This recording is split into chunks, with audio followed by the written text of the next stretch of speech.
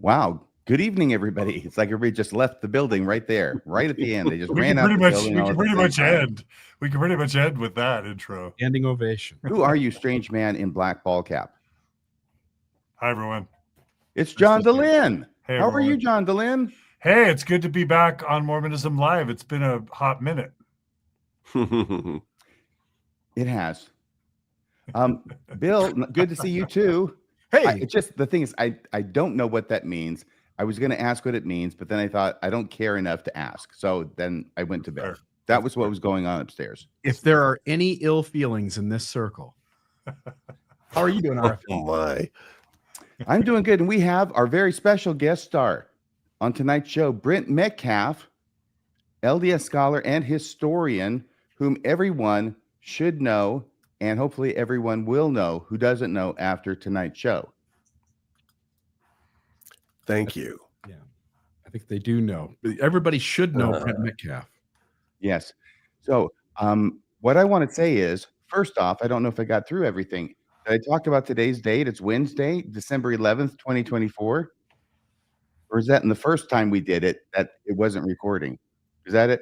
It works. We weren't live at that time. You had fooled me into thinking it was. So tonight is December 11th, 2024. It is Wednesday. And by the way, I went back and I checked because we had some confusion about when our 4-year anniversary was on Mormonism Live, Bill. It was, it looks like it aired on December 7th of 2020. So we are about 4 days past the 4-year anniversary. We are into our 5th year officially now at Mormonism Live. 4 years is quite a bit of time to be running a program. I'm proud to have been doing that with you, and we did a lot of work before that and other things, but that show has been a lot of fun. Yes, it has. It has, and it's going to be a great time tonight. And it's going to be such a great time because John DeLynn is with us, not only here, but also on his own platform. It's an up and coming thing. What's it called? Bill, can you help me out? It's more than something. It's called Ward Radio. Are you thinking of the title of this episode, which is he's got How the Book of Mormon Was Created? Or are you asking about Mormon Stories podcast, which if you've forgotten that name, shame on you, Radio Free Mormon. Yes, that was the whole shtick. That was the basis for the entire skit there. Yes, Mormon Stories. So this is streaming out on Mormon Stories. Is that right, Mr. DeLynn? Yeah. And welcome to all my viewers and listeners. If y'all don't know about Mormonism Live, you need to Radio Free Mormon and Bill Reel every Wednesday night at 6:20 Utah time. They do an amazing show in addition to the Mormon newscast every Monday at what? 6 p.m. Yeah. So I'm always happy to reintroduce my audience to these geniuses. They're often accompanied by Rebecca Biblioteca of Mormonish podcast. But it's super fun to do collabs. And so I'm honored for this very important guest, for this truly epic, historical, heavyweight giant of a guest. I'm super honored to be joining with Mormonism Live today. Well, what we're doing by pre-arrangement is we're going to divide this up into basically 2 parts, running roughly an hour for each part. Sorry. Bill, what is I that? know John too well. So I don't think Mormon Stories can do just 2 parts. I think this has to be a 5-part show. 12 hours. Fast forward to junior high. Just start at junior high, and you can keep it within an hour, I think. Okay? Just saying. No. But then the second half, which better be only an hour, that's the one I'm going to be in charge of mostly, is to talk with well, first off, I'm sorry, you're going to be talking to him in the first half about his personal history with the church, butting heads, and all that 30 years ago or so.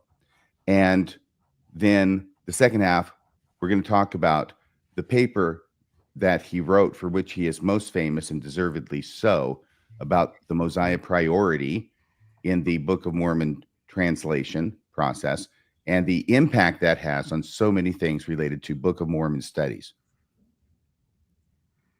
Yeah. Amen and amen.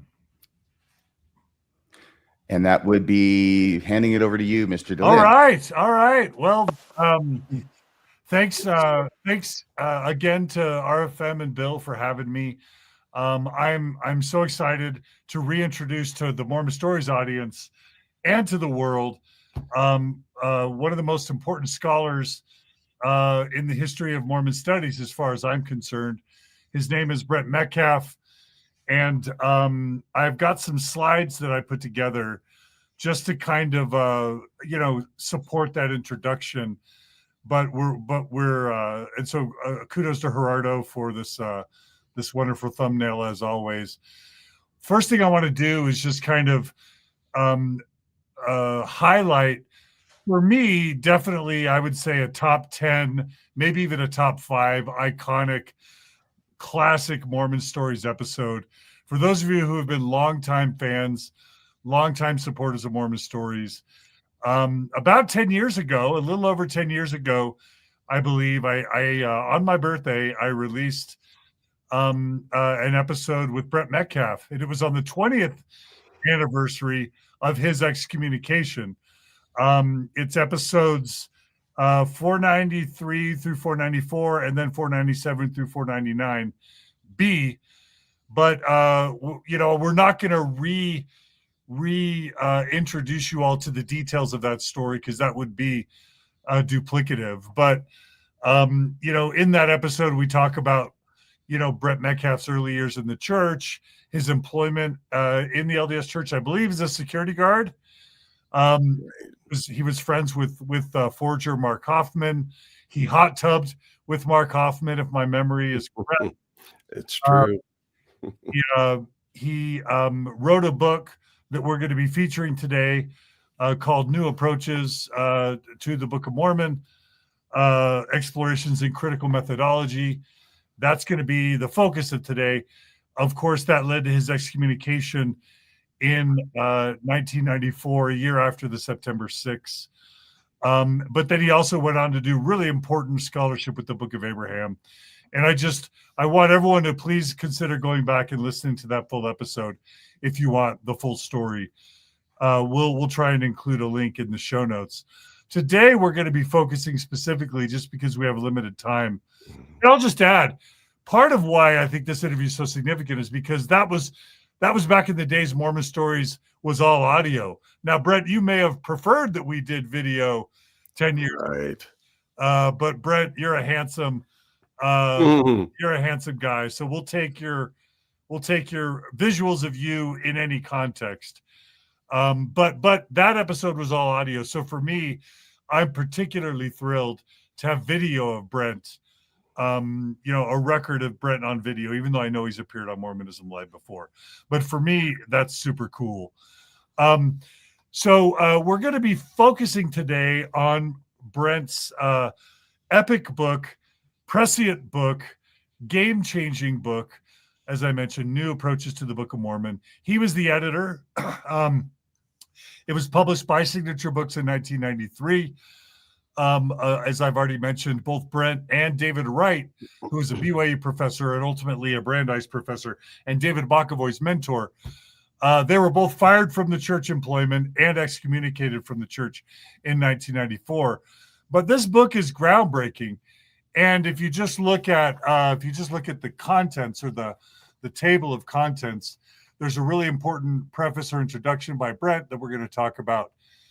And then there's essays from people like Dan Vogel, David Wright, and others. And then a very important chapter, 10th chapter, called The Priority of Mosiah, a prelude to Book of Mormon exegesis, which RFM is going to focus on in the second half of this episode, which is a groundbreaking episode in and of itself that RFM's been working on for a couple of years.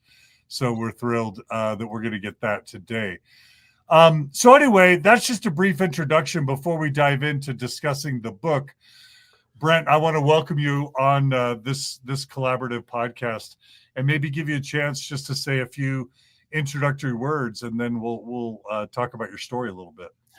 Well, it's a pleasure to be here, and I feel like we're about to break out into a party or something, because I know you all really well, and And I consider you my friends, and it's a pleasure to be here with you. And we'll get into the nitty-gritty of things in a few moments, I think. Okay. Well, Brent, I talked a tiny bit about your story, but maybe before we dive into the book, would you feel comfortable just giving maybe a 5 or 10 minute overview of your story that kind of leads to the book? Yeah.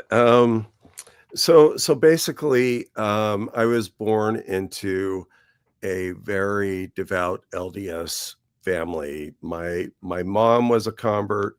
My dad was a convert. My mom actually converted my dad, and we were from New Zealand. We They're Kiwis. migrated to the US, Kiwis. right? Yeah, exactly. And Pakia for, the term that Maoris use for us that are not Maori. And so we moved to the States. My dad went through all kinds of church positions. When I got back from my mission, I went and worked for the LDS church security, and basically had a number of experiences there. I should say that my dad had already, on my mission, become the managing director of temples for the LDS church. So the best way to think of that is he was basically the chief operating officer of all LDS temples throughout the world. And so I was devout, working for LDS church security. And then I had the misfortune of writing an article for the Seventh East Press. And the Tell people what that was. Okay, so the Seventh East Press was an off-campus newspaper at BYU.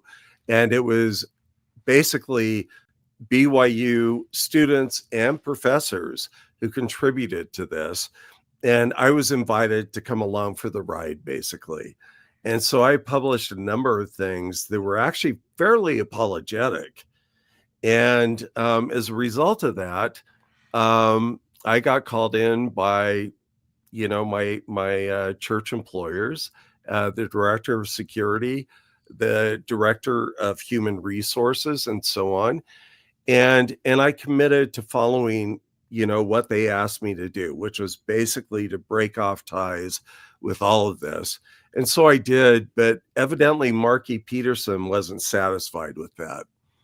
And so when he found out that I was still employed with the church, he just basically sent down the word saying he needs to be terminated. And so I was fired from church employment.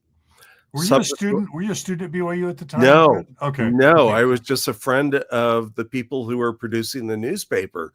And they said, well, you know about this stuff, so why don't you write an article on it? And I did. And like I said, most of the stuff I produced was fairly apologetic, but that wasn't good enough because it was the paper itself that had committed the crime. And so I reaped the rewards of that, which was basically being terminated from employment. And so after that, I'm just going to push way ahead now. Went through my life, and there was a stake president who tried to excommunicate me at one point. And because my dad was managing director of temples at the time, that was basically shut down. Brett, can I ask you a question? Yeah, please. Okay, so you leave church employment, and you enter. Didn't you kind of enter the field of Mormon studies kind of full time? Yeah, because essentially what had happened is that I had been doing some serious research ever since I got off my mission in 1979, and then visiting the archives regularly. Got hired by church security. And so in my off hours, I spent my time in the church historical department. And after that, how can I put it? Everything came down on me at one time, and it was so unexpected. And so Steve Christensen, who I had never met before, stepped in. Scott Kenny. Thank you. Scott Kenny had met me in the historical department and said, "Has Steve Christensen contacted you yet?" And I had no idea who Steve was. And so and just for our viewers and listeners, Scott Kenny was one of the co-founders of Sunstone, along with Peggy Fletcher Stack. And Steve Christensen was the son of Mac Christensen, who was Mr. Mac, you know, the Mr. of Mr. Mac's clothing store, and also Mr. Mac, who was the head of the Mormon Tabernacle Choir for a long time. Steve Christensen was his son, right? Yeah, and Scott Kenny was actually the publisher for Signature Books. And so he said, "Have you talked to, Steve Christensen?" I said, "No, I never heard from him." So Steve hired me to come and do research for him because, as he said, somebody needs to atone for what the church has done to you.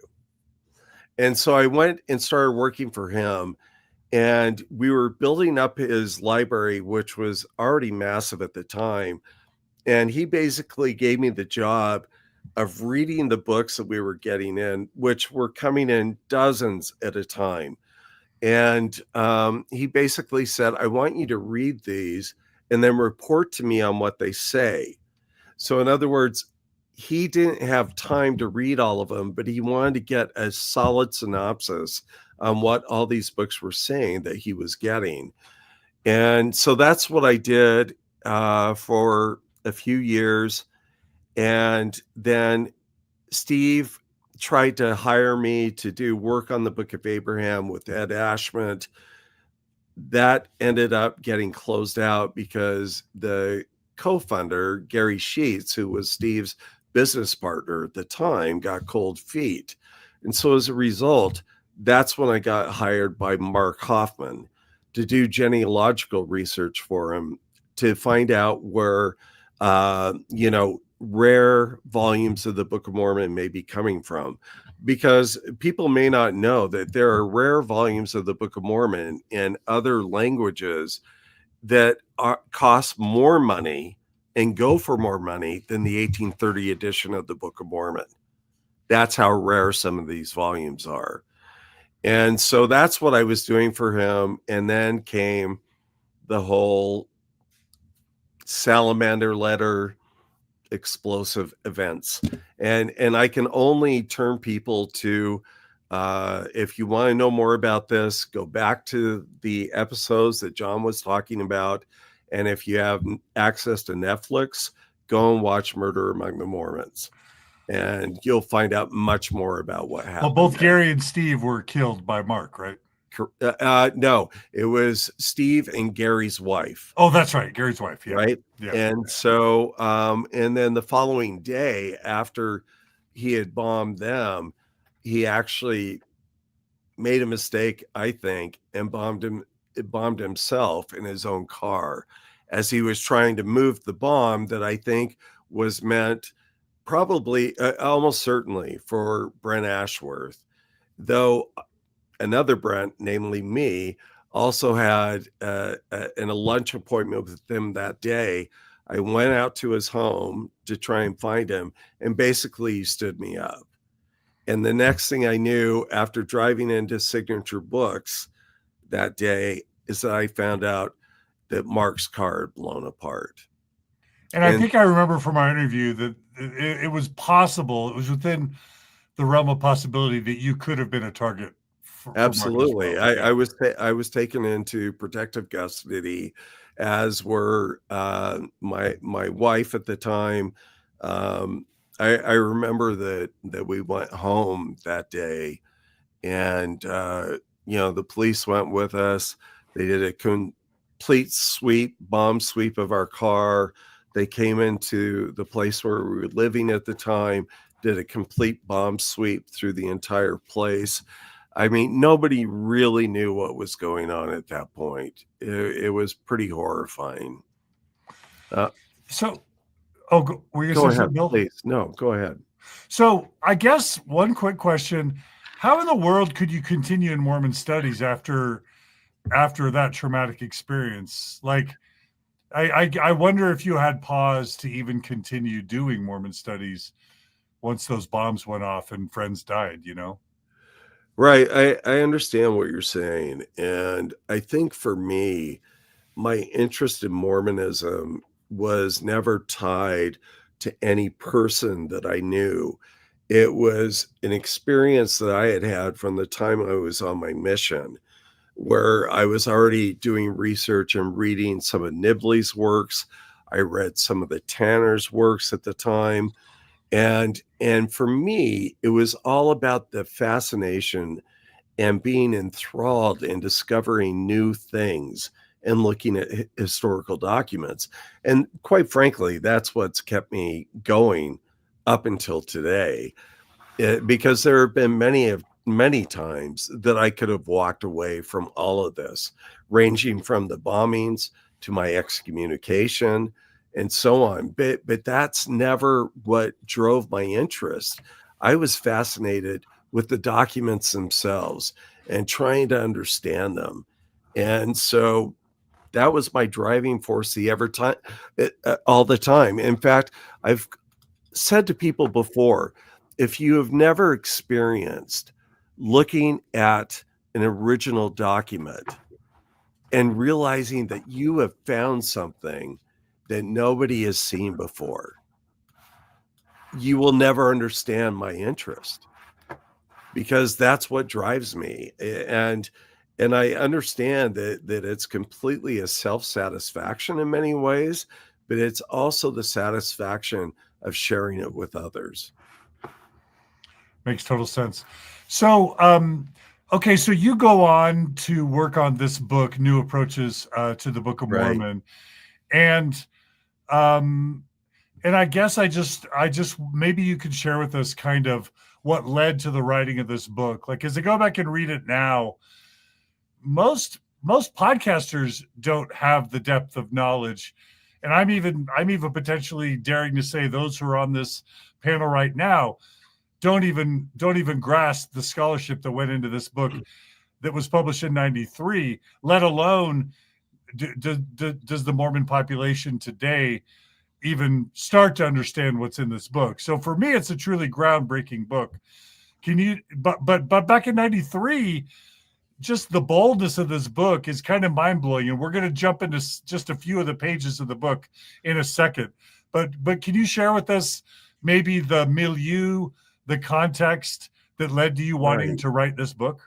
Well, one of the things in particular centered on my chapter that's in the book, and that is that I had been going through and doing these numerical counts of the evolution of words and Joseph Smith's language in the Book of Mormon. And that was first suggested to me by Ed Ashment, as well as Scott Kenny via Ed Ashment. They said you should go back and look at the Book of Mormon in terms of the order in which it was dictated. Now, I had already believed that it was dictated from Mosiah on, and then the replacement text next. But when I started looking at that, I noticed some pretty phenomenal things, which we can get into a little bit later. The evolution of the word choices of Joseph Smith and so on. And that kind of drove me forward. And then I started meeting people like Deanne Matheny, who came to one of my Sunstone presentations that I gave. It was a documentary analysis of the Zelf episode, where I went through all the different manuscripts related to the discovery of Zelf. And it was at that point I met her. I started talking to other people, Tony Hutchinson, Melody Charles, Dan Vogel, of course, who was already a good friend, Mark Thomas, David Wright. You know, all of us came together and said, yeah, let's get this together and show LDS folks what the Book of Mormon looks like if we take the biblical methodology of analysis and then apply that to the Book of Mormon. And that was kind of our goal. And so that's what we came up with. 1993, it gets published. And it was how can I put it? An earthquake moment in Mormon Yeah, studies. for sure. So just in your personal life, that means there must have been a point where in your mind you went, "Oh crap, this book isn't historical." Can you talk us through your arrival at that Yeah, aha moment? When was that? And what it, year approximately was that? it was very early because I remember even when I was working for church security, and you have to keep in mind that I was forced to resign from church security in 1983. And so it was right prior to that that I had been reading numerous autobiographies and so on at BYU, as well as reading numerous early 19th century works. And I started seeing so many parallels in the language, in the in the structure, the discourse, and everything else to the Book of Mormon, that at the time, being a believer, I kind of equated it to the book of Job in the Old Testament, and saying, well, maybe God had taken Joseph Smith, and Joseph Smith had an experience that he tried to recreate, and he created the Book of Mormon as a result of it. But the book basically was as historical as Job was. And so that was my first initial thoughts as a believer, right? I was trying to figure out, how do I put this in a context of belief? And it was after that that I started thinking about it more and more, especially after the whole episode with the salamander letter. I started thinking about it more and more in terms of a secular view of the Book of Mormon.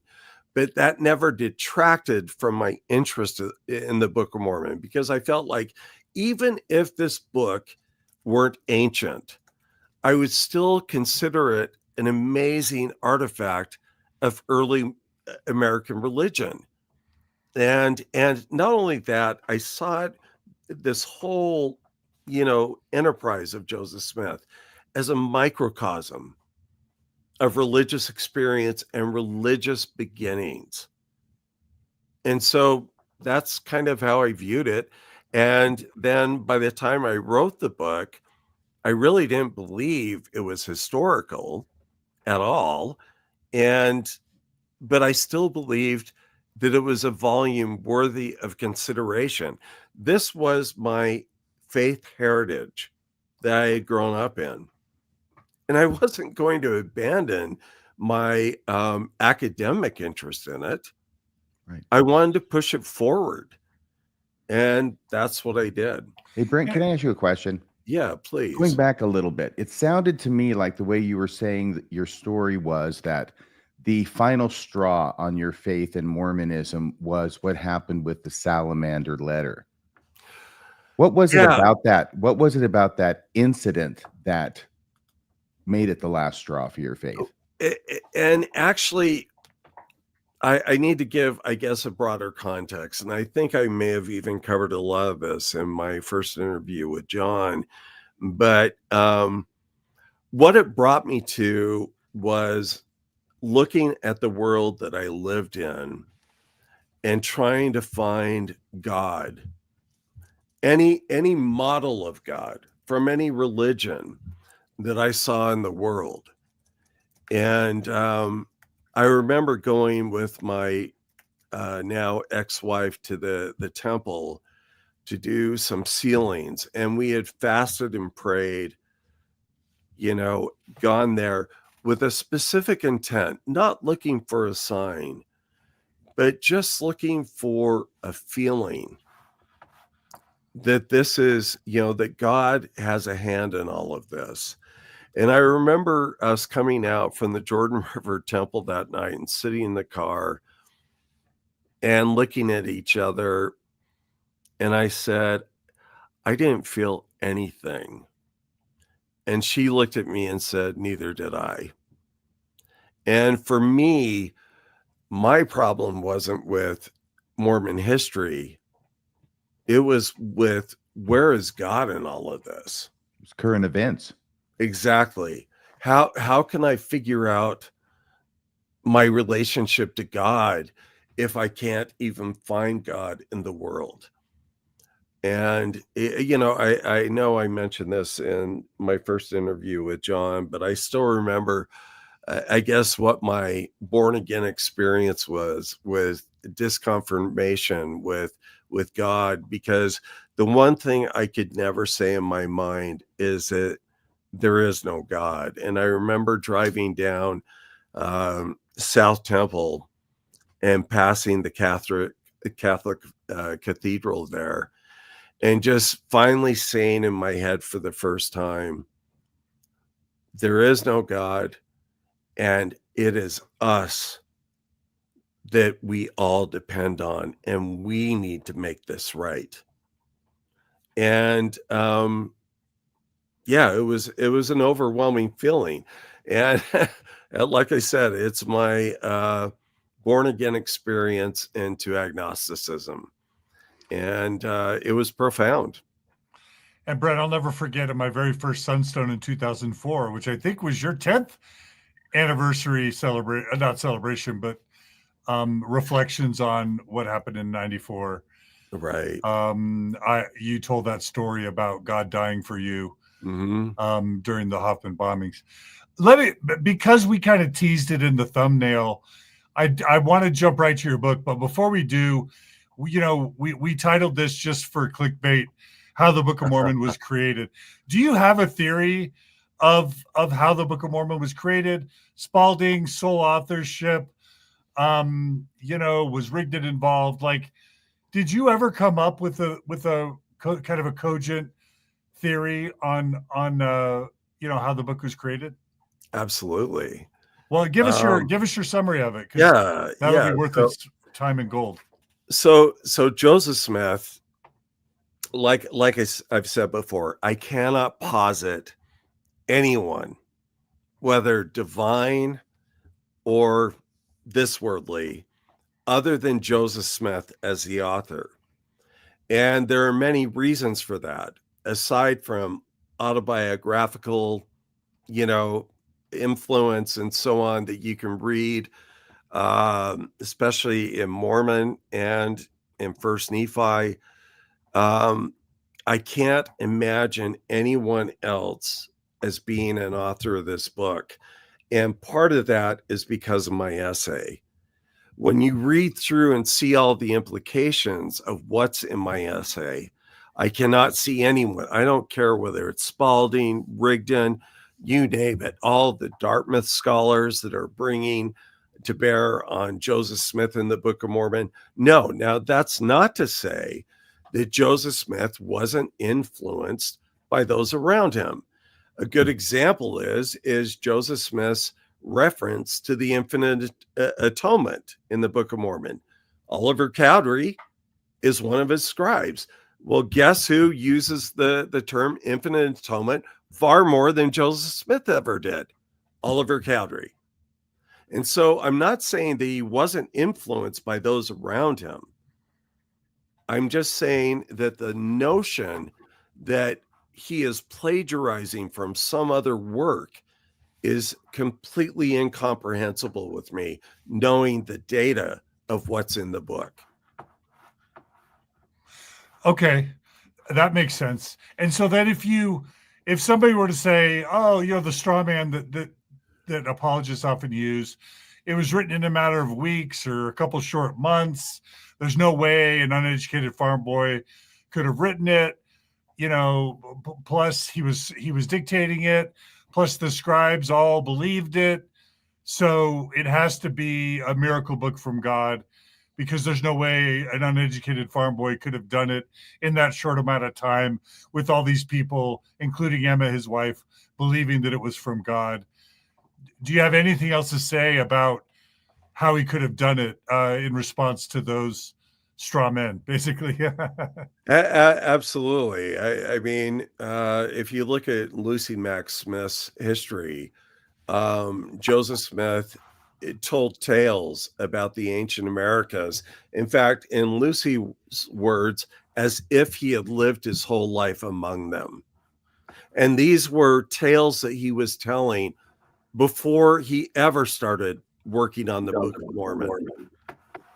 And so, yeah, I think that there is strong evidence that he was creative, he was talented. You look at things that he produced in the 1829, they had nothing to do with the Book of Mormon.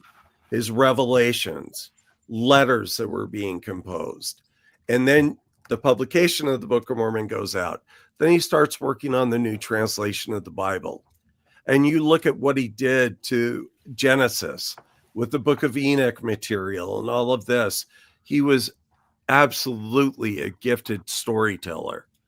And that was what he needed to produce this book. So incredible storyteller, lots of years to develop these stories. Mm-hmm. Obviously, he used his own personal experiences as inspiration, his own family experiences. Obviously, he uses a lot of the Old Testament, Isaiah. He uses a lot of the New Testament. Right. And then there's all the military stuff and I guess the Masonic stuff. Would you say that Grant Palmer's book, An Insider's View, does a pretty good job of summarizing kind of how you see he likely kind of the sources from which he mainly drew, or not? Is there someone else? Well, Grant and I were dear friends, before he passed. And I remember back in the 1980s in particular, I mean, there was a period of time where I don't know if a night went by without Grant calling me. And we would go over this stuff in detail. And so there are several things that are really important in what Grant wrote. The chapter that I would probably have the most difficulty with is his work on the golden pot that's in there. In fact, Dan Vogel and I both reviewed the book for Signature Books before publication, and we both recommended that chapter be removed, and independently so. We had not even discussed it between ourselves. And I said, I think that this could do more harm to Grant's book than help it. But the problem was that Grant felt that was one of the most unique contributions that he had to the book. And so Signature, deferred to him and decided, yeah, we're going to go with this. And that's fine. I mean, that's their prerogative. But I think if I had to point out a weakness in Grant's book, it would be that chapter. If I would point out a strength in Grant's book, it would be everything else that he wrote. Yeah.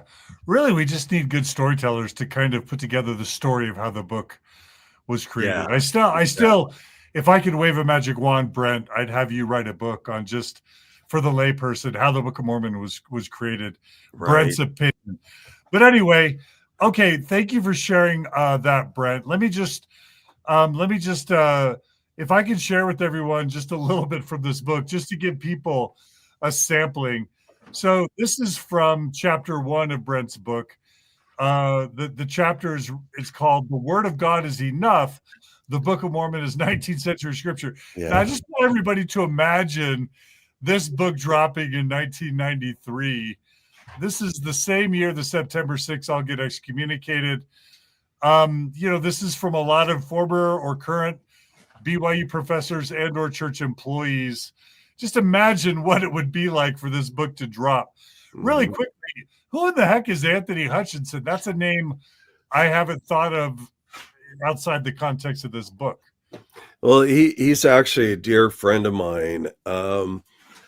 Anthony was a PhD candidate at the Catholic University of America. And he ended up, Anthony has a total history. Anthony ended up becoming an Episcopal minister, if I remember correctly. He basically left the church on his own accord. And if I remember correctly, he is no longer a pastor or a priest. And after his wife sadly passed away, Tony came out as a gay man. And now he's living with his husband, I believe, I want to say in Oregon. And he's one of the kindest people you could ever meet, and also one of the most intelligent people you could ever meet.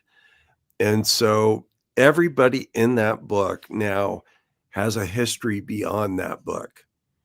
And Tony is such an amazing person, intellectual, and so empathetic and kind to others.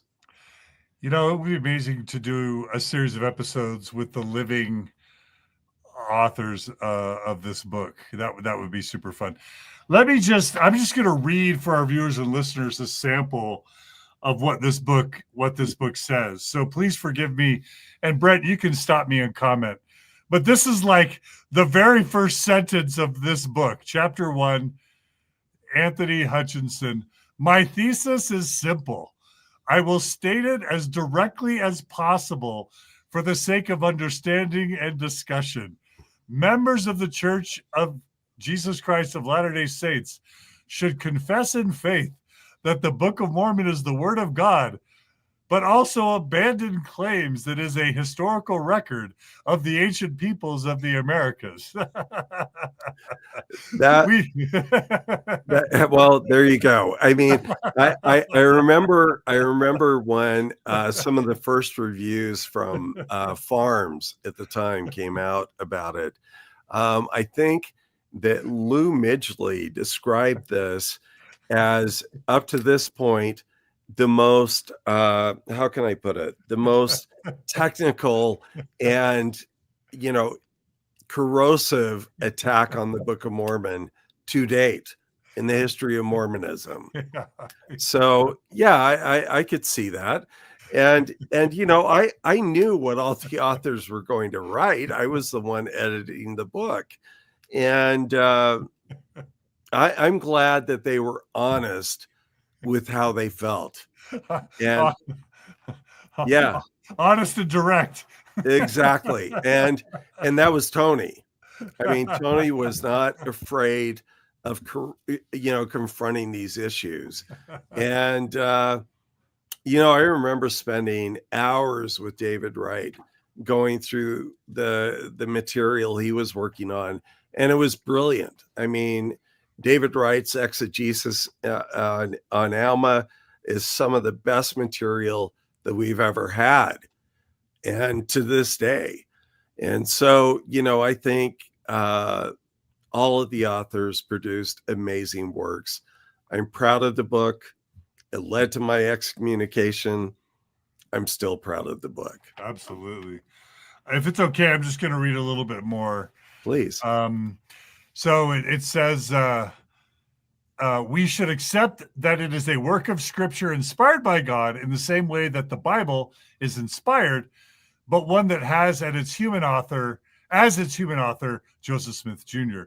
The Book of Mormon should be seen as authoritative Scripture, part of a larger canon, reliable in conveying the truth of the restored gospel when read and used in faith and repentance, and doctrinally construed in light of all Scripture and revelation, past, present, and future. In terms of general interpretation of the book's themes and stories, our overall approach should not be substantially changed by abandoning insistence on the book's ancient origin. What would be changed, though, is our general use of the book as an apologetic argument or a sign of the uniqueness of Mormonism and warrant of its authority and truthfulness. So what I'm seeing here is the classic thing that I did, that Dan Witherspoon did, that Terrell Givens has tried to do, Bushman, others. It's basically to say, hey, it may not be what we thought it was, but it can still be inspired Scripture. So exactly. you're sort of doing the inspired syncretist bricolage, given sort of Mhm. argumentation. You, Brent Metcalfe, along with your co-authors, are doing that in the early 90s. Right. Right. And you're basically saying don't throw the baby out with the bathwater. The Book of Mormon has spiritual value. It's just unfortunately not historical, but don't let that affect the Mormon Church or anyone's actual spiritual faith, right? Right. I mean, even if you look at the last paragraph of my chapter in the book, one of the things that I'm trying to get over is that, basically the issue is no longer whether or not Joseph Smith was, influenced the Book of Mormon. The question is how much. And then I go on to say basically that what this means is that Joseph Smith is no longer, a marionette being puppeted by God or being slavish to his sources. It means that Joseph Smith plays an incredibly important role in the actual composition of the Book of Mormon. And so I wasn't trying to discount belief. I was just trying to say, consider this, because what I'm looking at here and what I'm presenting you with does not exclude Joseph Smith as being an active participant author in the creation of the Book of Mormon. And so I think that comes through in a number of the chapters. Stan Larson's chapter on the Sermon on the Mount. Again, David Wright's chapter on Melchizedek being mentioned in Alma and how that relates to the book of Hebrews in the New Testament. And so, yeah, that's Brent, all can I ask you a question? fundamental stuff. Yes, I please. want to ask you a question. Out of all the essays in this book, which one caused the most controversy? So I've got them here. Listed, the 10 chapters. Okay. Yeah, please go ahead. No. Oh, okay. Yeah. So, and you can make a comment on any one. In fact, I was going to ask him, RFM, if it's okay, if I can add this as a framing. I'll read each one, and if you could just summarize in a couple sentences what they did. So the Word of God is enough. The Book of Mormon is 19th century scripture. Okay. That's Anthony Hutchinson. What's that one about? Okay, so one of the things that he brings up in that chapter is the notion of the Book of Mormon or the Bible as being idolatry, where we worship these books so much that we lose sight of what our beliefs are and what our theology is and how we interact with our fellow man. And so that was kind of a core part of his presentation. And he also gave samples of where the Book of Mormon has certain things in it that there's no way that they could have come from an ancient setting, that they would have come from Joseph Smith's environment. Love it. And a huge shout out to Tyrese for that super chat donation. We really appreciate it. Okay, we have Dan Vogel in the chat. Dan Vogel's a legend. His chapter is chapter 2, and it's anti-universalist rhetoric in the Book of Mormon. What's that about? I know it's self-explanatory, but tell okay, us. So that's a very essential thing to understand, because sometimes people will misconstrue that. Are you saying that there's universalism in the Book of Mormon? And it's like, no, that's not what we're saying. What we're saying is that there's anti-universalist rhetoric in the Book of Mormon, which is coming from Joseph Smith's environment. In other words, it's a complete caricature of what universalism was, right? Because all he's doing is he's adapting this anti-universalistic rhetoric and then giving it an incarnation as if people actually believed that in real life. But they didn't. The Universalists didn't believe that stuff. It's basically embodying the rhetoric into actual humans. And that's not the case in the early 19th century. Love it. All Can right. I just jump in here for just a please, second? Bill, please. This idea of all of you pushing this unallowed boundary of claiming that the book came out of Joseph Smith's own head and milieu. In today's parlance in today's world, you take Blake Ostler and the expansion theory, and he's essentially doing the same thing, but from the inside. And it's such a strange thing to watch people in the past get in trouble for the very things that apologists can do today. And it's sort of blows my mind. You've got, we were talking about before the show started, Ben Spackman, and he says the church is in a period of unlearning. We got to deal with the fact that lots of things that we thought were doctrine are just false traditions, and we got to unwind all of that. When you look at what people have gotten in trouble for all throughout the church, fast forward 50 years, take Lowry Nelson, Dr. Lowry Nelson, and his point of view on the race and priesthood ban. Today, he could have no problem saying what he said. Mormons become ex-Mormons by saying the very thing that 20 years, 30, 40 years later will be perfectly allowed. Exactly. I mean, you look at Charlie Harwell's book, This Is My Doctrine. In that book, he was a BYU professor. In that book, he lays out, these are the modern things in Joseph Smith's era that were going on, and then goes and looks at ancient things and says, basically, these resemble more like Joseph Smith's milieu. And so, yeah, and he's had no problems. Dan McClellan, my friend, who I don't want to jeopardize anything with him, but he is saying things that go far beyond what we ever said in that volume. But, today is a different day. Scholarship is emerging with the Joseph Smith Papers Project, and we're in a different era for sure.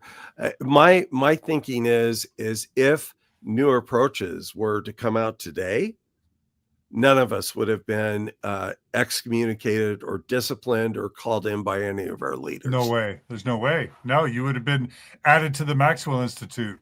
Yeah. As residents of the Maxwell Institute. Yeah. It's a different world today.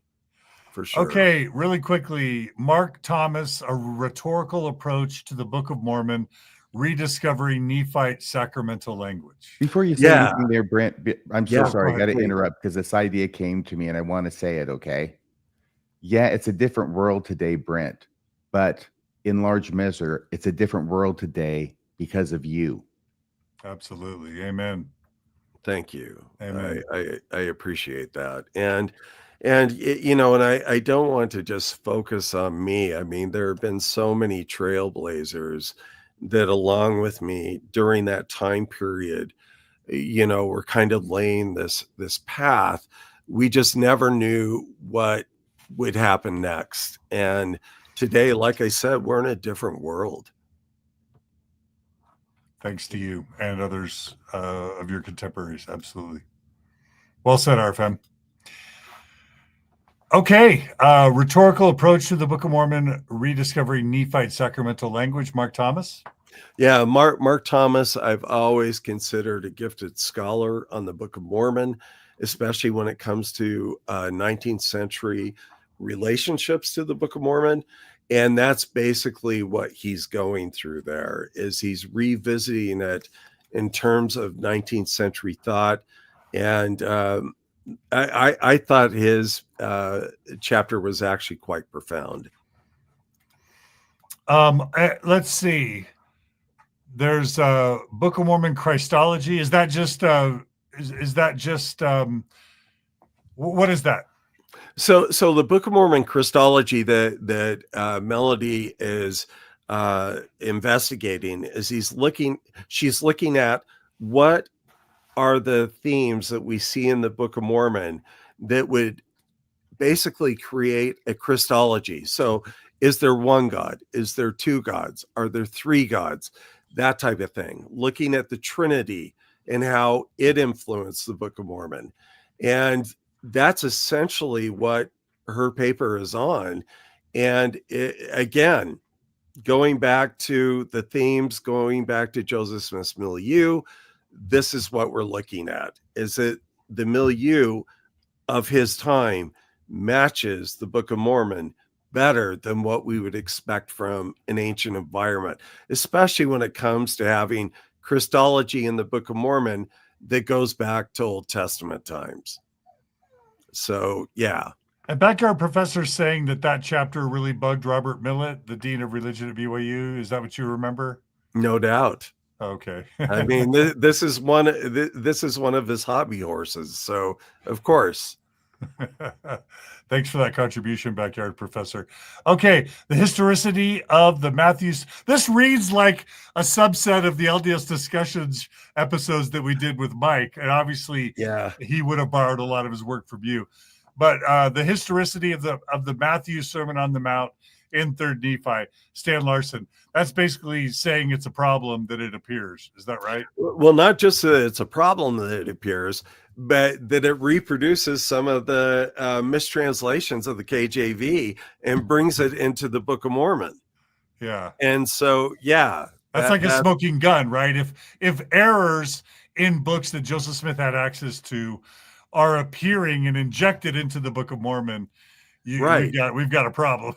well, think of it this way. Joseph Smith liberally changes the Old and New Testaments when he puts them in the Book of Mormon and in the new translation of the Bible. But when it comes to the errors that are in there, he'll just leave them standing. Yeah. So if God were directing, he would probably take the errors out, maybe. Yeah. That's the idea. Okay. This is great. In plain terms that we may understand, Joseph Smith's transformation of Hebrews in Alma 12-13. Now that's David Wright. Correct. And that is an extremely important work because he's showing how what's going on in Alma 13 is directly a response to the New Testament Hebrews on Melchizedek priesthood. And he just goes through it with such clear precision. And that one is one of the most important works in the book, I think. I wonder if David would ever do a Mormon Stories interview. Are you ever in touch with him, Brent? I haven't been in touch with him for some time. He was the chair of Judaic Studies and Hebrew Bible at Brandeis for a number of years, and I believe he's retired now. Maybe he moved on. Good for him. Yeah. Okay, just a couple more. Multiply exceedingly Book of Mormon population sizes by John Kunich. Yeah, that's a problem. Right. So John's work specifically focused on how historically different population sizes have grown and how rapidly they grow. And effectively what he was saying is that when we go to the Book of Mormon and we see multitudes die in wars and so on, that does not match actual population growth. If you had all of these people being killed in wars, you would end up with no one. So that becomes problematic for historical, data on how populations grow. And you certainly wouldn't have a clean hill. No, heavens no. All right. Just a couple more. Does the shoe fit? A critique of the limited Tehuantepec geography by Deanne Matheny. And sorry. so Deanne was a brilliant scholar, and I say was because she passed away a few years ago. But Deanne had a PhD in anthropology, a JD degree in law, and she was absolutely brilliant. And she was also married to the foremost archaeologist in anthropology that Mormonism has ever produced, and that is Ray Matheny. And Ray was a brilliant scholar. Deanne put this together. Ray, of course, read through the drafts and so on.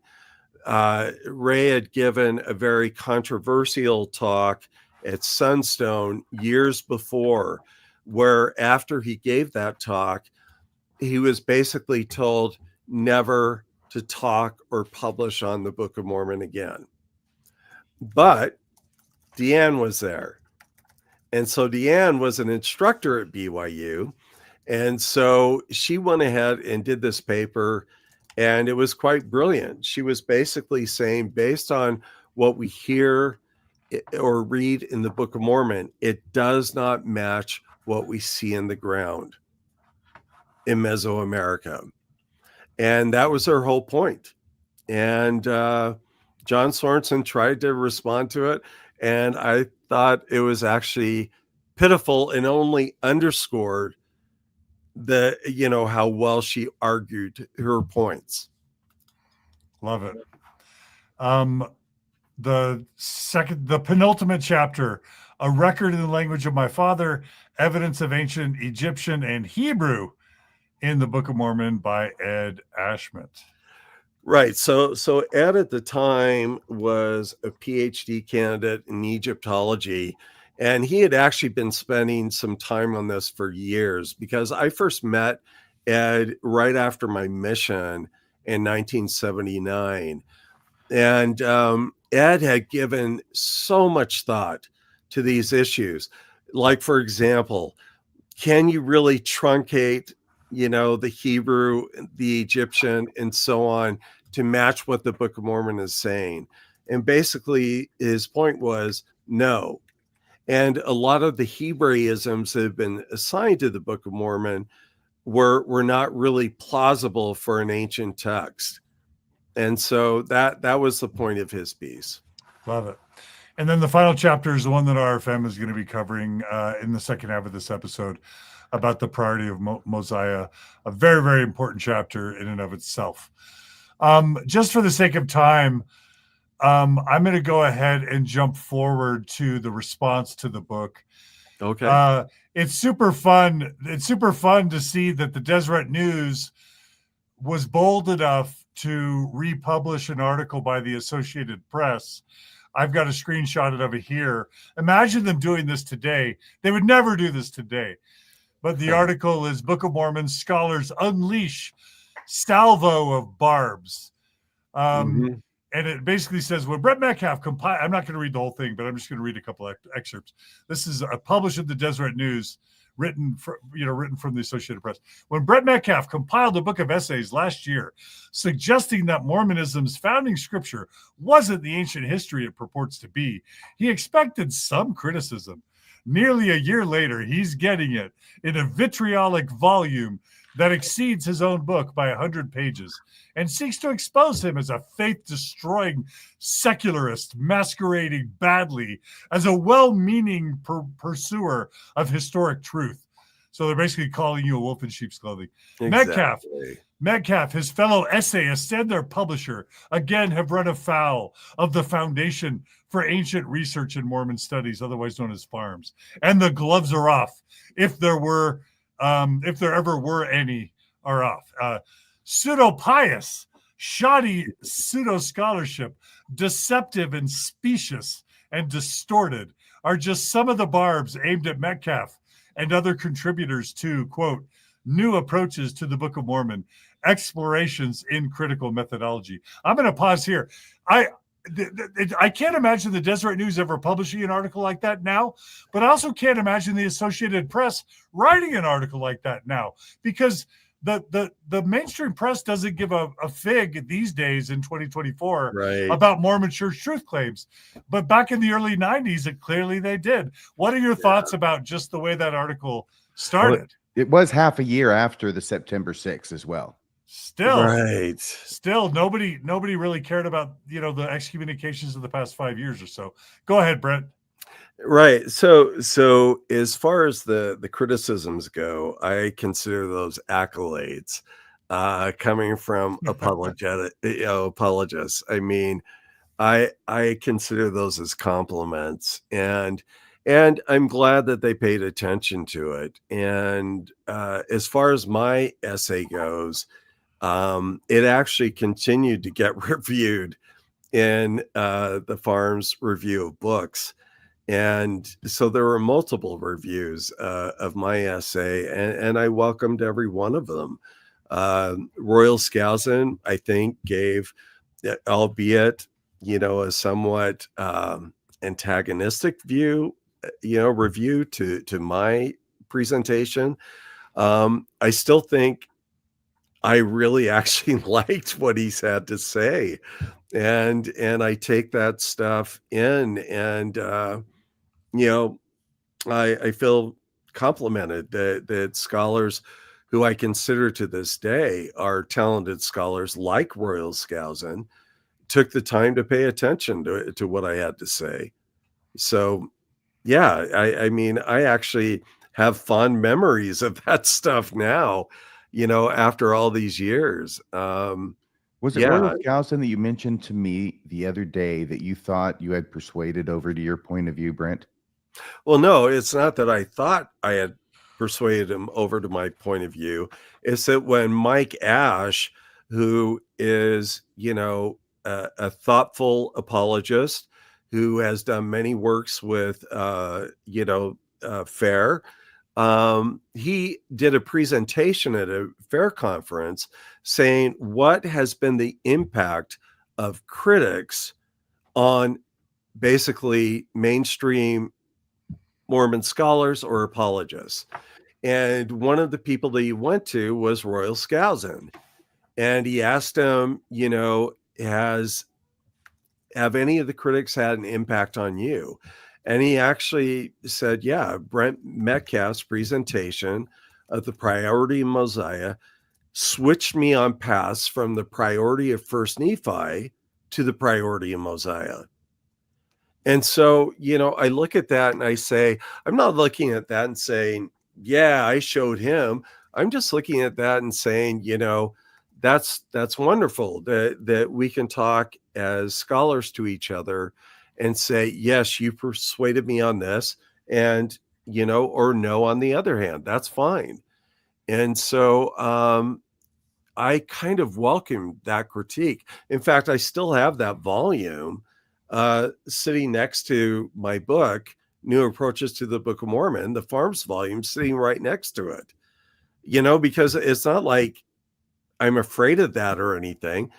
I welcome that because it helps us fine tune our understanding and allows us to keep fidelity to the text and not try and overreach one way or the other. Brent, I have to tell you that I was certainly in my farm's heyday still in the 1990s when all this was happening.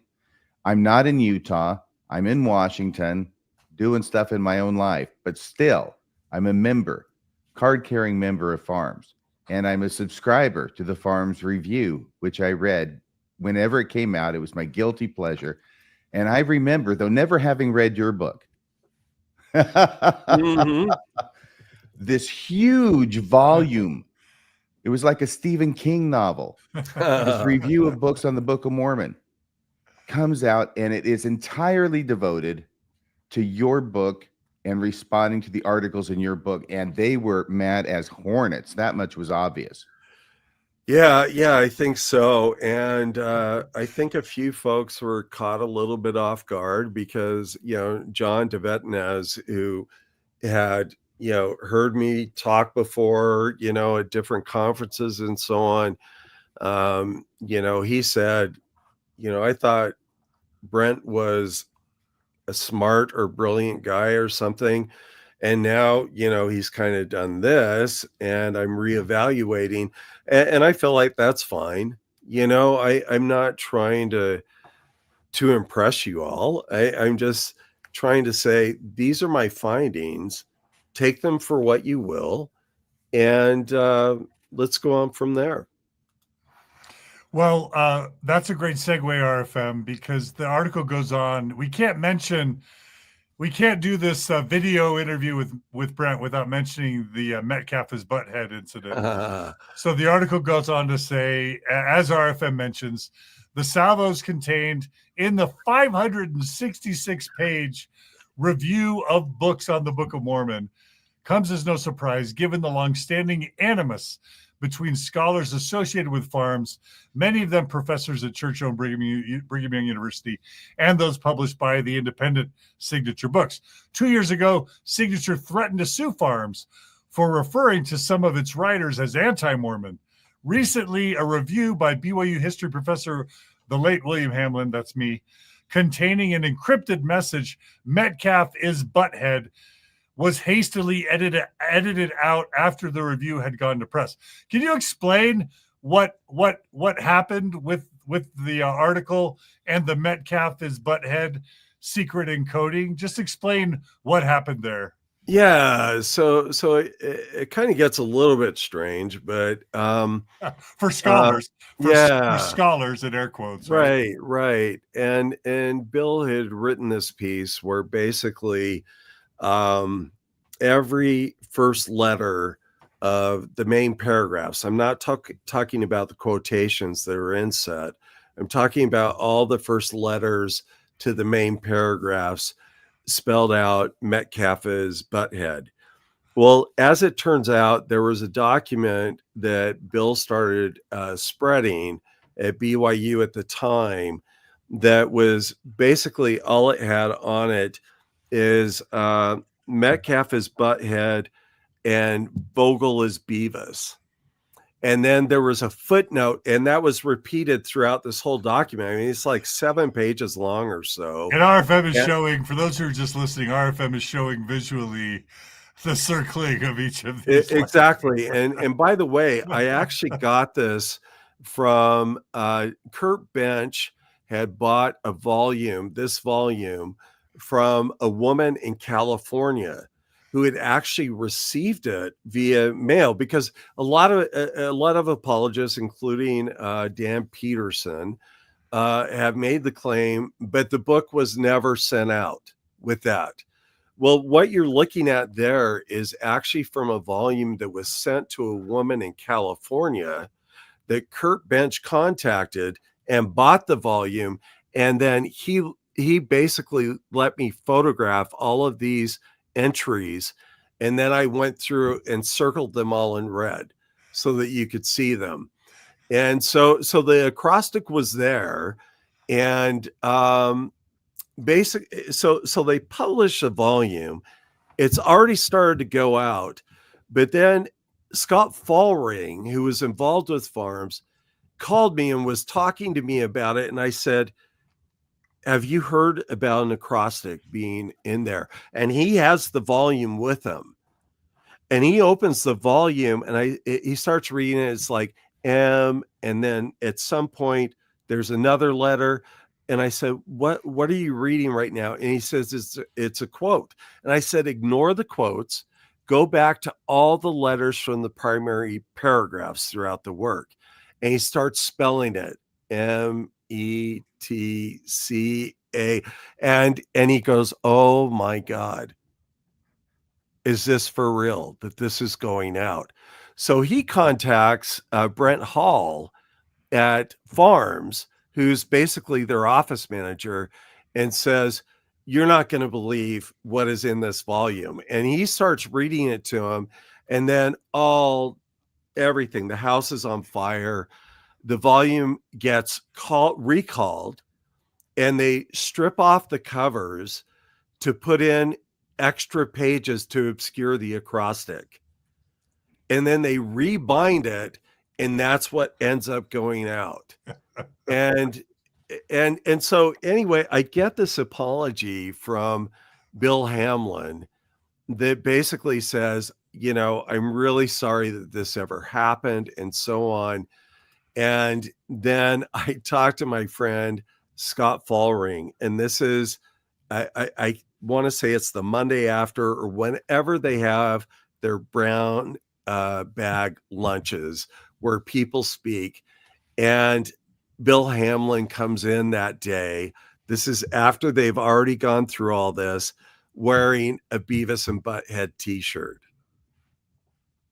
And so it's like, well, so much for the apology. He still thinks it's a joke. And it's like, well, think whatever you want about us. I don't really care. I just thought that it was kind of a strange sense of humor. It's like Mike Quinn said, it's like turning an academic journal into a bathroom stall wall, where people are just scribbling crap on it. Did they say something about that it wasn't supposed to go out like that? Yeah, not at all. I mean, that's why they're recalling them all. Mhm. They were even trying to recall them from the reviewers of the volume who are in their inner circle. Get rid of the But evidence. but I know that Bill Hamlin never got rid of his, because he said after it that I still have my copy from the time. And I know that some other, reviewers who were in their inner circle did not turn it in either. Yeah, Dan's just mad it's hard to start a paragraph with a V. Well, that was the plan. Originally, it was supposed to be Metcalfe is Butthead and Vogel is Beavis, but he didn't have time to do it. And so that's what it got. I didn't know the second part about Vogel, so that's super awesome. I just learned something today. That's fun. Yeah. Okay, well, that's super fun. Thank you for sharing the visuals, RFM. Can we get back? Can we get the other slide back really quick, Bill? I'm sorry. We just went forward. Okay, cool. Okay, well, we're a little bit past time, so I'm just going to what I'll just go ahead and do is maybe just ask a couple final questions of you, and then we're going to hand this over to RFM to dive into what he's prepared. I guess I wanted to ask what's been the impact of the excommunication on you, because I think I would venture to say that just like Sam Young, Jeremy Runnels, me, Natasha, Bill Reel, possibly Julie D'Azevedo Hanks. She's potentially facing church discipline, it looks like, all the way back to the September 6th and others. It seems like one unified strain across all these people is that they were trying to help, they were being honest, that they had a deep, sincere love for the Mormon people, if not the Mormon Church, and they were just trying to help fix obvious problems. And then what they get as a result is a very spiritually and psychologically violent act, which is excommunication. Do you mind just sharing what that was like for you and how you come through all that? Yeah.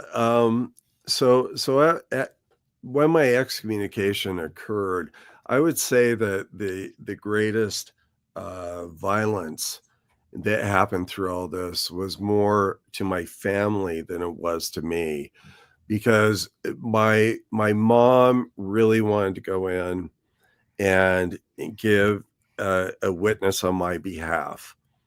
And I told her no. I said, I don't want anyone there witnessing on my behalf. And she did not like that, because she felt like that her and my dad had spent their entire lives serving the church. My dad was managing director of temples. My mom went everywhere with him. And I think her feeling was, how can you do this to our son when we've given you our entire life? And so she was pretty angry about the whole thing. And because of that, I especially didn't want her to go. Because I knew what was inevitable. This was not going to go well. And I didn't want to have any harm caused to her. And as far as I go, for me personally, I had already come to terms with it, because when they set up the whole excommunication court, I had never actually met any of the people in there, with the exception of the stake president, who had only come by to my home to tell me that this was going to happen. And so as far as I was concerned, it was almost cathartic to go through the experience. Now, Gordon B. Hinckley had approached my dad and said, if Brent wants me to stop this, I'll stop it, but it's up to Brent. And so my response to Gordon B. Hinckley via my dad was that I don't want to live under this shadow for the rest of my life and think that at any point they may come back and just say, we're holding a court for you anytime in the future. And I just decided, after already having gone through an experience where another stake president wanted to excommunicate me, and that got shut down by a general authority, that with this one, I felt like, no, I don't want to be dealing with this the rest of my life and wondering, when is this going to happen? Who is this going to harm beyond me? And I felt like, no, I'm okay with this. And so I say that, the excommunication was their choice, because it was. But in a way, I kind of acquiesced to that choice because I didn't want it to be some other person's choice in the future. And if I can just comment really quickly on the posthumous rebaptism of Lavina Anderson. One of the September 6th. Yeah, exactly. That really got me thinking about the whole thing of, vicarious works for the dead. And somebody brought this up to me. In fact, it was a good friend who's one of the moderators on Mormon Hub. And she asked me, have you set anything in place to make sure that they don't do vicarious works for you after you die? Because I mentioned with regards to Lavina that I felt that her rebaptism after she's dead, she was one of the most worthy people I could imagine to be rebaptized while she was alive. And I said, wow, this is such a backhanded thank you, that they waited until she had passed, and then they went ahead and rebaptized her without even notifying her son, who is still a member of the LDS Church. And so my response to it was, this is complicated, because as much as I don't want to have the ordinance performed, I firmly believe that my family will have it done after I died. And so I gave the example of when my sister and brother-in-law visited Aaron and I a couple of years ago. And as they were about to leave, my brother-in-law said, can I give you a blessing? And both of us said, sure, that's fine. And so he gave blessings to both of us. And I explained to the folks that, in my view, I consider such blessings as acts of love, right? Because I understand what it feels like to be a Mormon and to do that type of thing. And so in my mind, I consider that like that they're trying to show their concern and love for me. And so when I said that I undoubtedly think that they will rebaptize me after I'm dead, and I said I would consider that an act of love for those who I leave behind, because I won't even know about it. I'll be dead. But I look at it and consider that as something that will sustain them in life. And if it makes them happier, I'm glad for that. That's beautiful. That's beautiful, Brent. Thank you for sharing that. Let me just end with a couple super quick questions. Are you surprised? Like when I could tell that when you released the book, you were trying to still bridge the gap of faith and science and evidence and scholarship. But you were excommunicated, and then the church sort of kept doing what it did for so many decades. Are you surprised? We were to have asked you in 93, in 2024, what do you think the percentage of members will be that still view the Book of Mormon historical? Do you think in any way that percentage that we would estimate today, a very high percentage of active faithful Mormons still believe the Book of Mormon is historical, have never heard of your book, have never heard of Mormon Stories Podcast or Mormonism Live or Jeremy Runnels or the Tanners.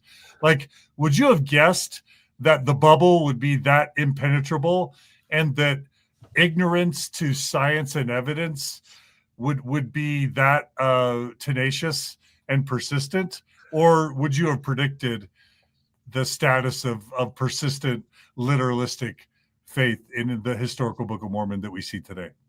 No, I would have thought that there would be people who would be more scientifically, if not academically oriented.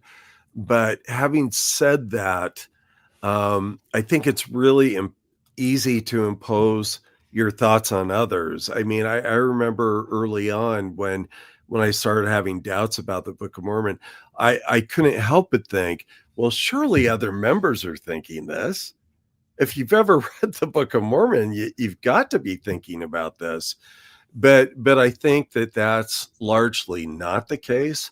But I would say that whatever that small grouping is of active LDS who no longer think the Book of Mormon is an ancient text, has grown since my time. I think that group has expanded. How much it's expanded, I don't know. I think that Terrell Givens and others, Richard Bushman and so on, Patrick Mason, I could go through the whole list, are trying to give members an out. Like, if you don't believe these things are literal, that's not a problem. We can still accommodate you within the faith.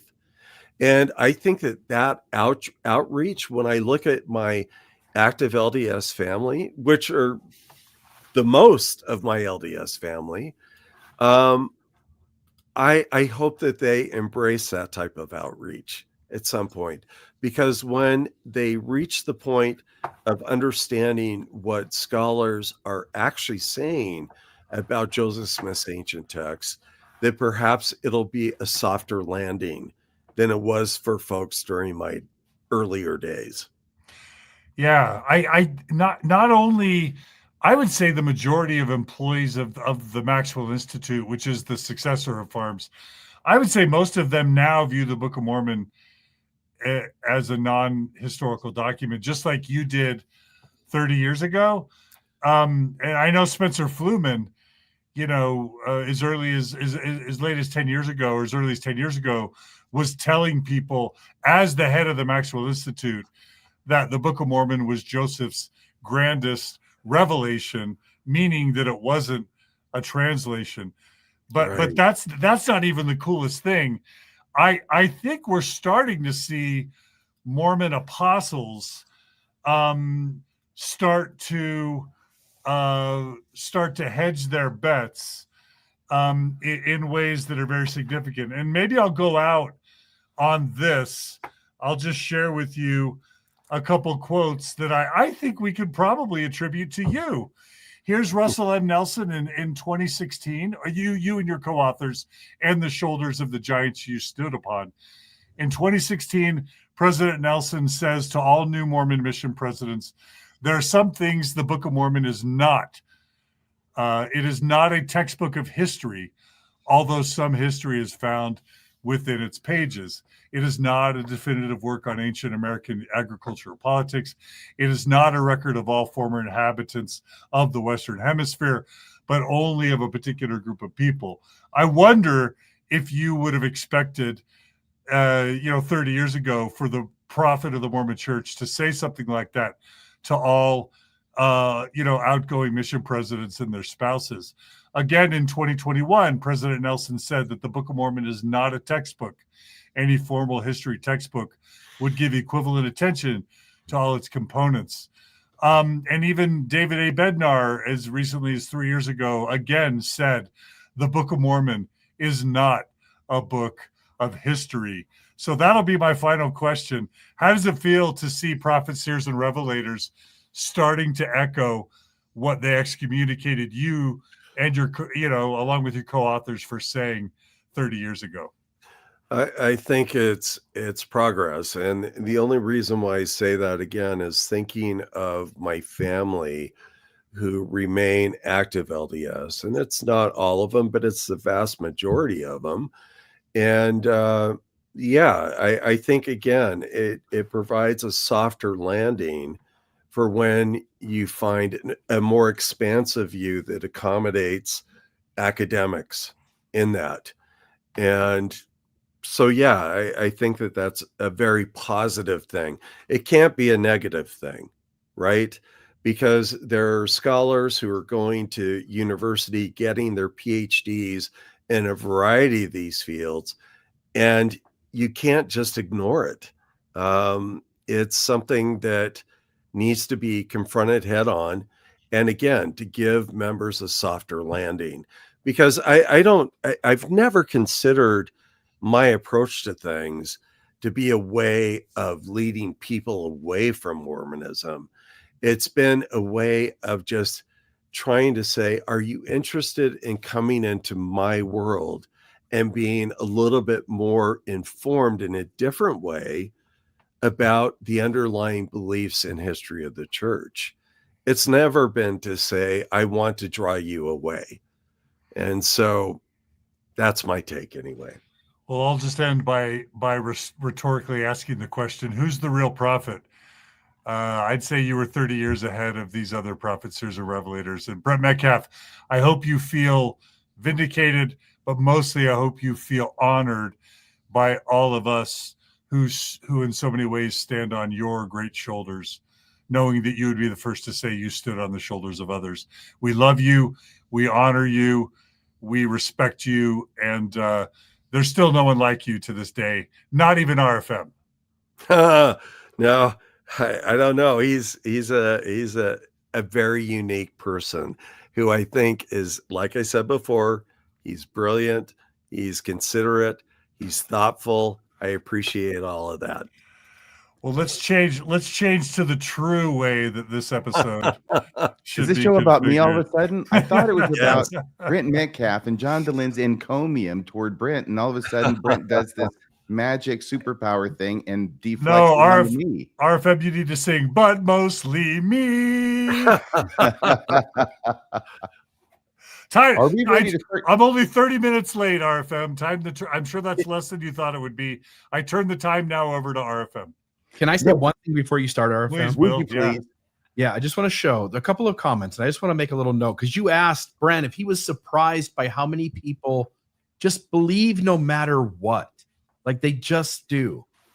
Somebody says, again, isn't God all powerful, all knowing? Can't he play with horses and DNA? Yes, if you are a believer in religion, you can create lots of loopholes and outs for your God of your faith.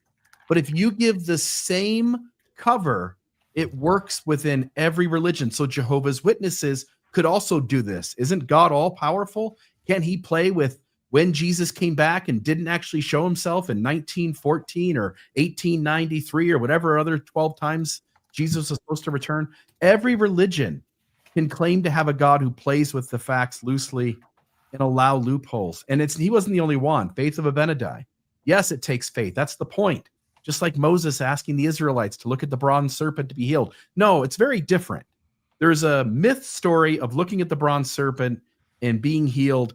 There isn't any evidence that that story actually happened. And there's a bigger problem in Mormonism when almost all of the evidence on every truth claim points to the critic having a better, more rational, more evidence-based argument than the believer. And so, yes, Brent, it's a weird thing that people continue to believe no matter what. And yet, I think we've all sort of come to grips that human beings are not rational thinking human beings. We find the things that, whether it's politics, whether it's sports, whether it's religion, when something is important to you, you will find every reason in the world to maintain your belief, no matter how much evidence lines up against it. Anyway, RFM, back to you.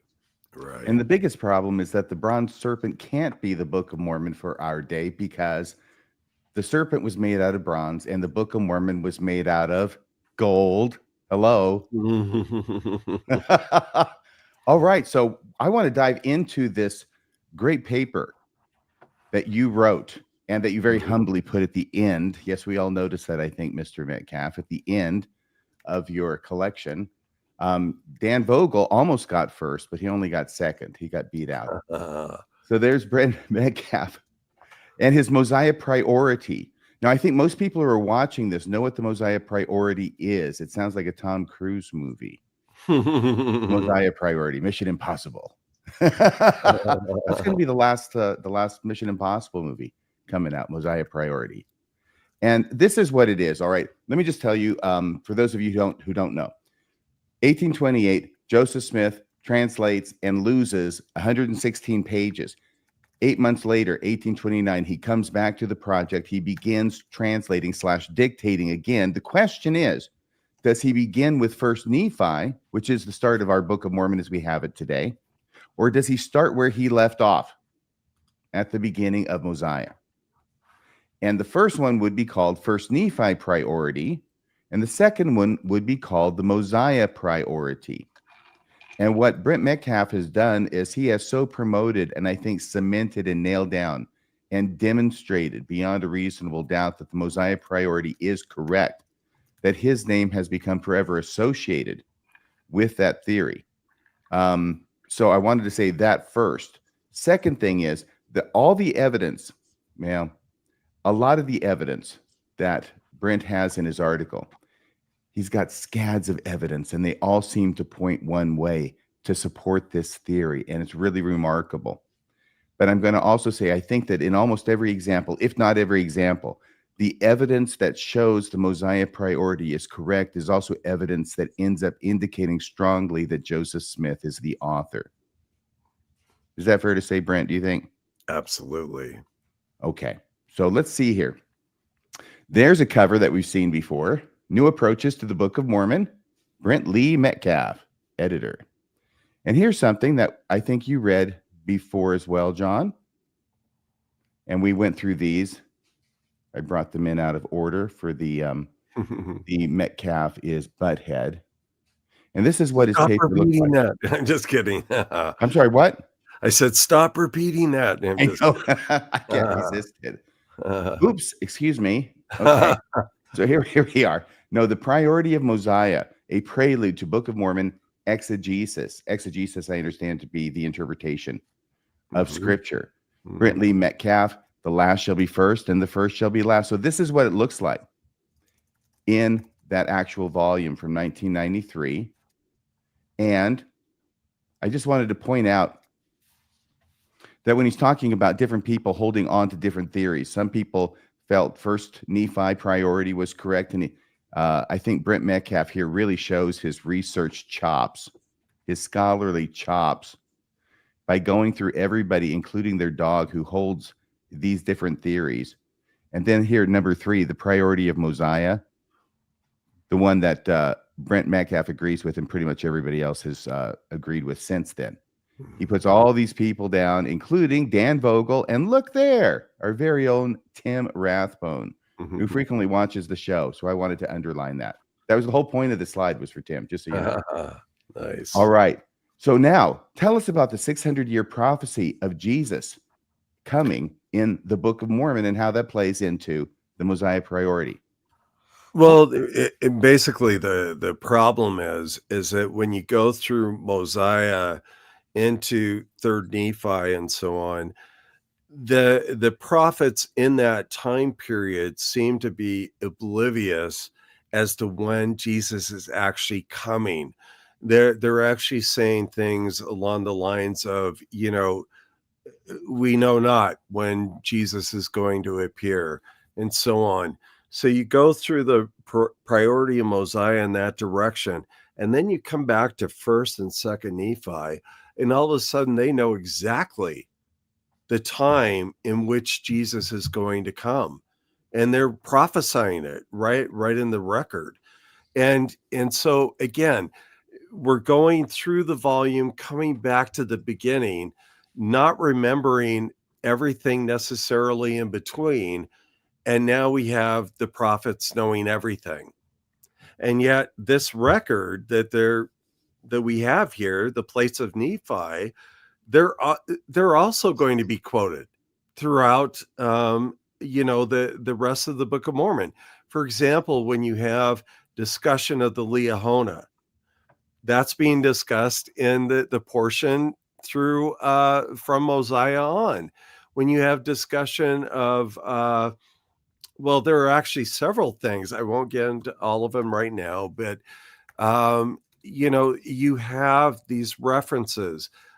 Lehi's vision of seeing God upon his throne. You have that down in Alma. And so there are all types of things like that we could get into. And so it appears that they know of this record. They know of it in some cases verbatim, and yet they have no idea about the 600-year prophecy regarding the coming of Christ. The other They thing I seem was gonna say oblivious to it. I'm sorry, Brett. The other thing I was going to say along that same vein is that one of the things that the Nephites are famous for, at least amongst the apologists, and I think there's some merit to it, is their timekeeping. Right. At different points, they have 3 different calendars, sometimes running concurrently. These guys, if they can do anything, they can carve on gold plates and they can keep track of time. Exactly. So what's the problem with 600 years? Every time a year comes by, just make another notch in the palm tree. Yeah, and in fact, the prophets, from Mosiah forward, there are times when they feel like they have no idea when he's coming. Yes. He's coming soon, but they don't know when. And that's over 100 years before he comes. Exactly. I remember that. Okay, so that's a huge problem in the Book of Mormon. It's a huge question, but it becomes explained through the Mosiah Priority. The reason that authors in Mosiah and Alma and Helaman don't know when Jesus is coming is because the small plates haven't been translated yet. Right. And they in fact, I would take it a step further in saying that they don't even know about the small plates yet, because that's not a decision that gets made until it's further down in the dictation sequence, when D&C 10 is given, and then you have the idea that there's another set of plates that need to be dictated or translated. And we are sort of engaging in the Book of Mormon's own fiction when we're saying they didn't know about the small plates yet. What we really mean is Joseph hadn't conceived of the small plates yet. Is that correct? Yeah, exactly. Yeah. And there are several indications of that throughout not only the Book of Mormon, but also Joseph Smith's revelations at the time.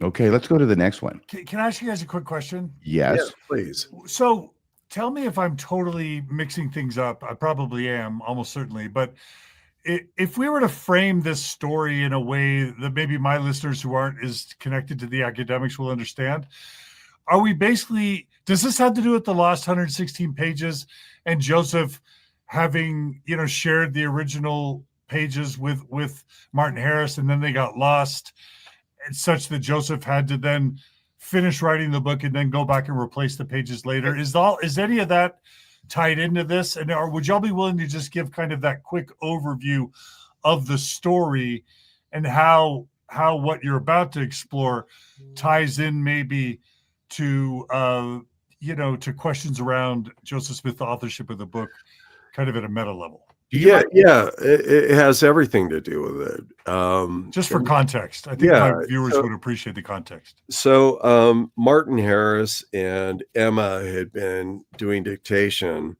on what Joseph Smith identified as the Book of Lehi.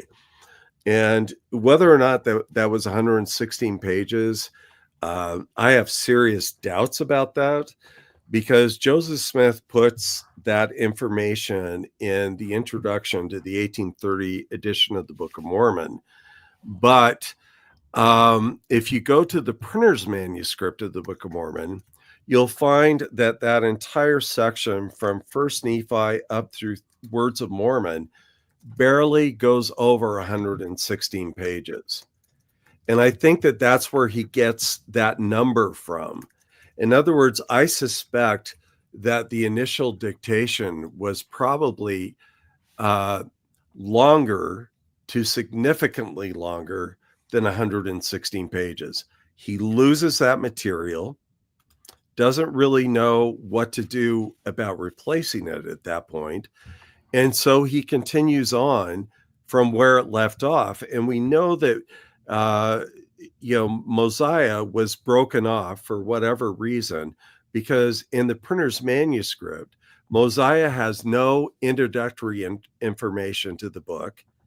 And chapter 2 is what appears there. Then that gets crossed out and a 1 is put on. Now, Royal Skousen, I believes that it was actually chapter 3 originally, and the 2 Roman numerals are crossed out to create a chapter 1. So what that means is that the part of the original Book of Mosiah was lost with whatever Martin Harris took. And so now he has to come up with a way to bridge the gap. And so that's what comes next. We'll get into that a little bit more, because I want to talk a little bit more about the structure of the actual Book of Mormon. When you look at the physical structure that would have to exist for the plates, and that's Can I just say one thing here, Brent? a completely different scenario. Yes, please go ahead. So we did an episode 3 months ago titled "The 116 Lost Pages," and Mhm. RFM and I had a long conversation where when Joseph Smith lost those 116 pages, he didn't know for sure where they were. He didn't know if bad guys were waiting to come out of the woodwork. Mhm. He didn't know if Lucy Harris had burned them. He didn't know if Martin was holding them to see what would happen. Joseph didn't want to do the extra work. So it makes absolute logical sense for him to continue with the Book of Mormon where he was at, and only come back to replace the missing part when he has got no choice left, which is way late in the game. And so I would highly suggest folks to check out the episode. It is Mormonism Live 193, the lost 116 pages of the Book of Lehi, because we logically go into lots of things going on at the time that contextualize the 116 pages and clearly show that Mosiah Priority is the most logical, rational way Joseph had to move forward through the problem that he had at his feet. Exactly. And in fact, you'll notice in some of the revelations and so on, he thinks that evil men have stolen them, changed the words that are in the book, so that if he were to retranslate it again, it wouldn't look the same. Well, wow, that's a hard one to get through, right? Because it's kind of like if you saw the material that had been stolen, they had changed the words and so on, all you'd have to look at is the documents, and you would know immediately that they've changed the words. It's really clear to me at that point that Joseph Smith lacks the confidence that he could actually replicate those words. He actually whether you believe it's ancient or not, irrespective of that, I think that it's clear that he lacks the confidence needed to replicate that entire text. He's actually telling the truth. What he's telling the audience who hears that quote, which is D&C, and I mean, he scripturalized that whole idea. What he's telling everybody is a dead giveaway. What he's saying is, if I don't know where these pages are, but because obviously baddies didn't bring them forward. Whatever the 116 pages were, it's not the fear that Joseph Smith claims to have had, because it never transpires. What he's actually afraid of is what he says, which is if those guys bring those pages forward, those aren't going to match if I try to redo it. And they may even have contradictions if I try to replace it. So I need to create a narrative that you distrust the people who might bring those forward later, rather than distrust me if that happens.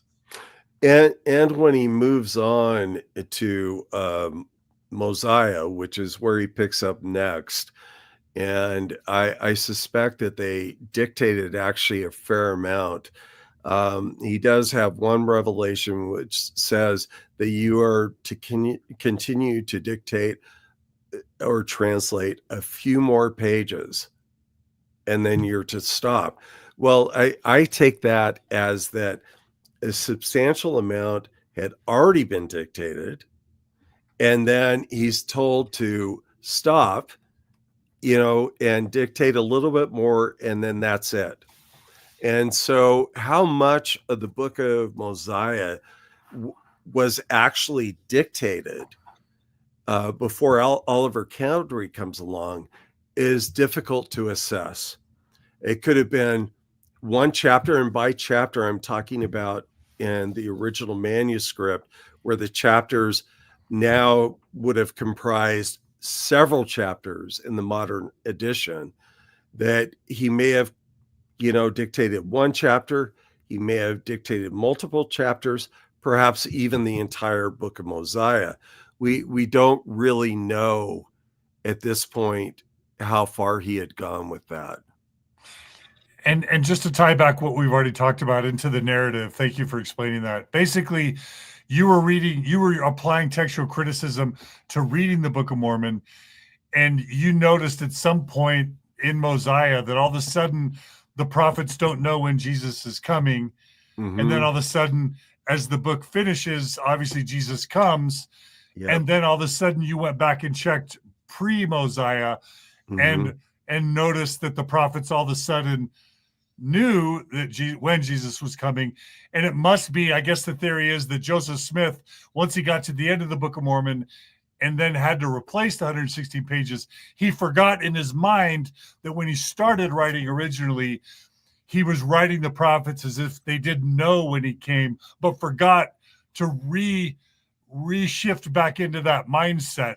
And that's a big tell that Joseph Smith was indeed the author of the book. Did I get that right? Yeah. The way that I would put it is that a lot of Book of Mormon scholars with an apologetic bent, and I think some of these people are incredibly talented scholars, they view the Book of Mormon as complex.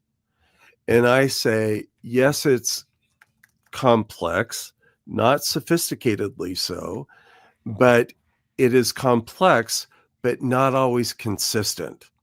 And it's those inconsistencies that start to reveal the underlying author to the book. And we'll get into that a little bit more, I'm sure, as we Okay. we go Thanks, on here. guys. Thanks. Oh, you're muted, RFM. Yes. Putting this back on the stage, we've already gone through the 600-year prophecy of Jesus is coming. And now this really, I don't know that this has to do necessarily with the Mosiah Priority theory, but it just totally blew me away because it has importance in other respects. And this is a slide that says the story attributed, by the way, these are my thoughts as I'm going through reading this fascinating paper by Brent Metcalfe. The story attributed to Emma Smith about scribing for Joseph Smith toward the beginning of the Book of Mormon in 1829, as we have it today, when he claimed surprise at dictating that Jerusalem was a walled city, may not line up with the evidence. I trust everybody knows what I'm talking about. Toward the end of her life, Emma left a statement in which she said a number of things, recollecting decades earlier about her participation and witnessing the translation of the Book of Mormon by her then husband, Joseph Smith. And uniformly, she makes him as dumb as possible, and the book and the translation as amazing as possible. That's the whole point of her statements, right? And one of the famous statements that she left, and maybe this was said to a third party, maybe you can correct me, but this is Emma Smith saying that when I was scribing, acting as scribe for Joseph Smith, dictating the Book of Mormon, that Joseph Smith came to a point where it talked about Jerusalem being a city that was surrounded by walls. And Joseph Smith looks up out of his hat, apparently, though we'd never heard that part before recently. Out of his hat, he looks up and says, does Jerusalem have walls? And Emma, who's much, smarter, right, than Joseph Smith, that's the portrayal, says, well, yeah, it did. And then Joseph Smith says, oh, well, thank goodness. I thought I had been deceived. And then he continues, Well, there's only one place, apparently, and I think that's true, in the Book of Mormon where it talks about Jerusalem having walls. It's where they're coming back for the plates. It's First Nephi chapter 4. Can you take it from there? Yeah. As my friend from the Joseph Smith Papers Project, Mark Ashurst McGee, is fond of saying, whenever anybody comments on my essay, he's prompt to say that, hey, there were a lot of people who believed in Mosiah Priority before Brent. And it's like, well, if you've ever read my essay, of course you know that, because I list out an entire list of people who believe that. So one of the purposes of my essay was to go back and look at the reasons why people believe that. And this was one of them. And I looked at that and said, this is a really bad reason for believing in the priority of Mosiah. And so that's why I wrote that up. Oh, can we back up just a second, Brent? I apologize. This is, once again, I'm going to do it before John does it this time. The story is, and the history is that after, the 116 pages, 1828, 8 months goes by. It's now April of 1829. Now we're commencing the Book of Mormon translation as we have it today. Mm-hmm. And the question is, as you know, does he start with Mosiah or First Nephi? But regardless of that, what we know is that before Oliver Cowdery shows up, who's the main scribe, Emma spends a little time being the scribe for Joseph Smith translation at the very outset. Right. But the most important part is she was not dictating, as we know it today, what's in the present Book of Mormon. She was not dictating First and Second Nephi or taking transcriptions of the dictation. And we know that because of the handwriting. Exactly. Yeah. She would have picked up from Mosiah on, and it would have been Oliver Cowdery to begin in the first couple of bits of the original manuscript of First Nephi, going to John Whitmer and then Christian Whitmer. And so, no, she would not have been involved in that section of the present Book of Mormon that would have had that information. So here's what I'm taking from it, okay? So you find this place. It's First Nephi. It's chapter 4. It's obviously the place that Emma's talking about in her story, because there could be no other. And what we know is that she was not acting as scribe. No, not at all. During that part of the dictation and translation of the Book of Mormon. No. Not at all. It was John Whitmer who wrote those verses, right? Mm-hmm.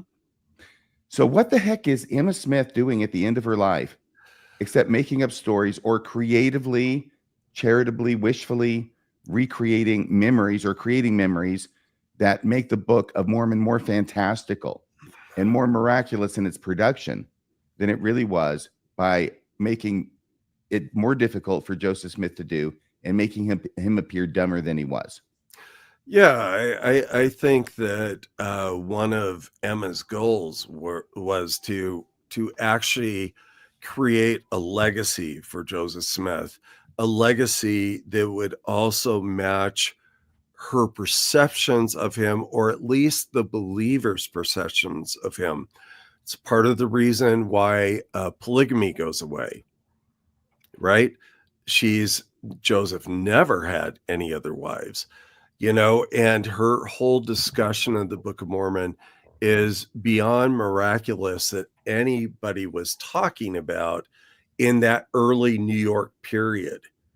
And so, I think, Brent, I think that to finish out your thought, you meant that that's the reason polygamy went away in the reorganized Church of Jesus Christ. Exactly. Yeah. And not only that, she had this ongoing beef with Brigham Young. They both disliked each other immensely. And so she had every reason to disavow polygamy, because she knew that Brigham Young and the Utah Church were practicing it. And she wanted to remove Joseph Smith as far as she could from that. And so in these statements, that was another thing that she said, which was ahistorical.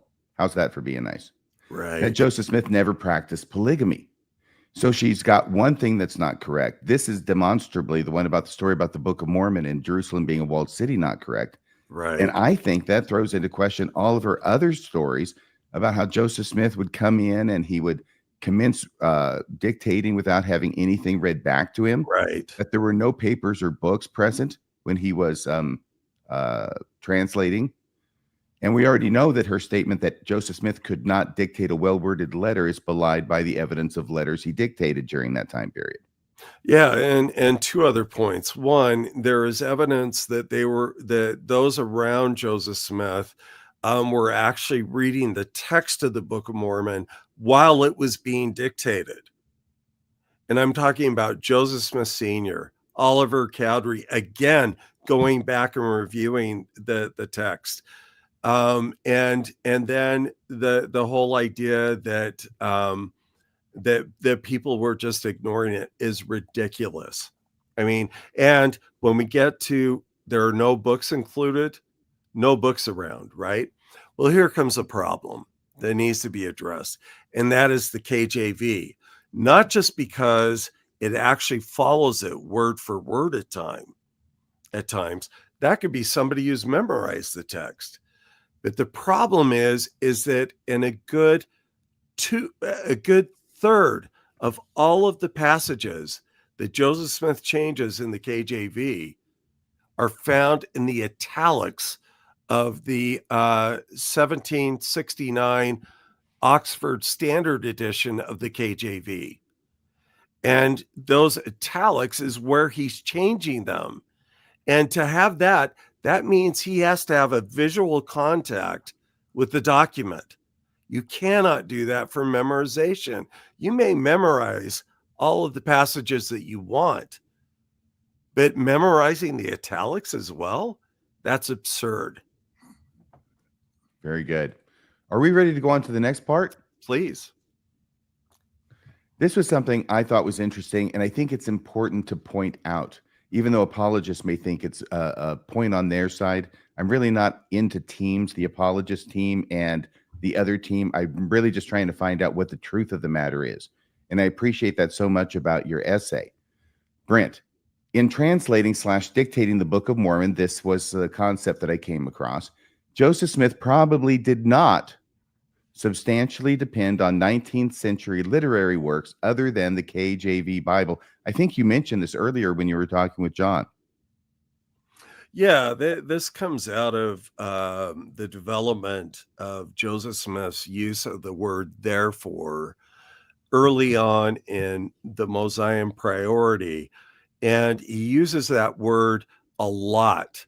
And then you get to Third Nephi and it starts tapering off and he starts replacing it with the word wherefore. And the Book of Ether is actually the actual precipice of where the word changes. Because as you get into the first third of Nephi, the word therefore dominates over wherefore. As you get to the middle section of the Book of Ether, the word therefore and wherefore being exchanged quite a bit. As you get to the last third of the Book of Ether, the word wherefore has taken over the word therefore, and that becomes the predominant word throughout the remainder of the dictation. And that's what leaves me. And so this is what I had looked at. When I looked at this in comparison to, let's say, when Joseph Smith is quoting portions of the KJV, what he does is whatever word is used in the KJV, whether it be therefore or wherefore, he will use at whatever point he is in the dictation. So when he's adding new material, for example, to the Sermon on the Mount in Third Nephi, he goes ahead and primarily uses therefore when he breaks out of that text. However, when we go back to First Nephi and Second Nephi, in particular in the Isaiah passages, what he will do is he will use whatever word is used in the KJV, but when he breaks out of the text, now he begins using the word wherefore more prominently. So the point that I'm making from that is that whenever Joseph Smith is dependent on a literary work, he will use whatever word they use, whether it be therefore or wherefore. But when he breaks out of that, he uses whatever word he is predominantly using at the time. And by the way, that this is one of the things that frustrates me a little bit when I hear people reusing my essay, is that they say, well, here's an exception or here's an exception, but they ignore the fact that I trace the same phenomenon through Joseph Smith's revelations. For example, when you look at his early revelations, there's a passage which he duplicates time and time again during these early revelations. And the text goes, basically, the field is white and ready to harvest, therefore. And that's the word he uses, right? But take, for example, DNC 14. He uses the same text where he gets to the word therefore. As soon as he breaks out of that text that he's copying from earlier revelations, he uses the word wherefore. And so what I'm saying is that this doesn't just follow the dictation order of the Book of Mormon. The revelations are following that same dictation order with the usage of therefore and wherefore. That So can only be ascribed to Joseph Smith.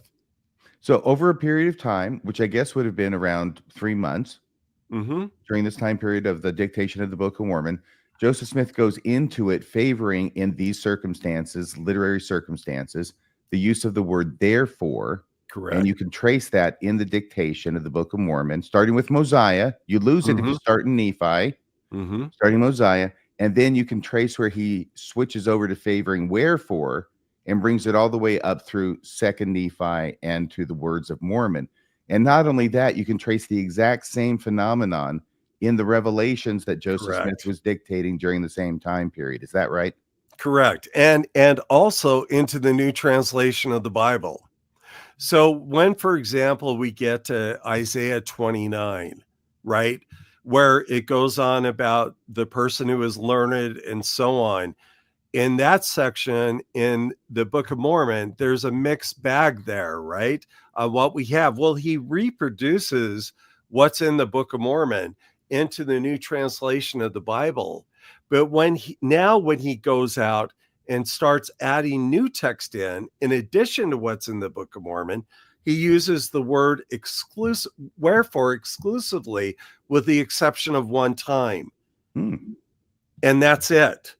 And so what we're seeing is that when Joseph Smith is dependent on a literary document, he will use whatever term that document uses. But when he's not following that, he uses whatever term he favors. And so we don't see any what scholars would call literary aporias or seams in the text, where you can see a division where he's going from only him speaking to using a literary source. And we don't see that throughout the rest of the Book of Mormon. Okay, I got to ask you this question, and I apologize. It takes a bit of a backup, but here we go. Back in the late 70s and the early 80s, a guy named John Hilton and his team started analyzing the words in the Book of Mormon and came up with word prints. This is, I think, called stylometry, is what the name of the science is, and word prints for the different 4 major voices in the Book of Mormon, because at the time, the idea was that there were only 4 individuals represented or identified in the Book of Mormon. It's leaving sufficiently large number of words to make a statistically verifiable or meaningful analysis. And what they came up with at that time was that there were 4 different voices, that these guys have 4 different, Moroni, Mormon, Nephi, Alma probably were the 4. And so they have distinct voices, which are all distinct from Joseph Smith, and they had all the charts and everything. And I remember that was exciting as heck as an apologist. And now John Hilton, I think it's his grandson, John Hilton III, has resurrected this idea. It kind of languished in obscurity for a few decades. he's raised it again. He's written a book, and now it's being used in certain areas of the apologists, including the Light on Truth letter, as evidence that the Book of Mormon is true, because we can show by these word studies. Now it's not just four authors, it's like 26 of them, or some really high number. How does your analysis of the Book of Mormon, which traces Joseph Smith's word usage through it from Mosiah all the way around the horn and up through Words of Mormon, with your therefore, wherefore, how does that relate to, and what do you think of these word print studies? Okay, so let's look at it in practical terms and a real world setting. And that is when we go and look at some of Joseph Smith's sermons, and we look at the various recordings of them. We have his diary. We have other people, Thomas Bullock. We have William Clayton and others who are recording what he's saying at the same time. And I'll tell you right now, and this is in more of a high-tech level than you would be looking at in antiquity, trying to catch an absolute, a person's sermons. And there are some occasions where you would not even recognize that the scribes are actually recording the same sermon. That's how different they are. And yet the word print studies would have us believe that they have recorded these sermons on whatever plates or whatever their media was that they were using, and that it's actually carried through the precise words of an individual speaker. I don't want to talk about an author here, because that's not what it is. Mormon is actually the editor of this volume. And so now we have to believe that Mormon, in editing this volume, has actually caught the actual precise words that these people spoke. Well, that's a level of recording that I can't even fathom in the ancient world, to capture a sermon like that with such precision.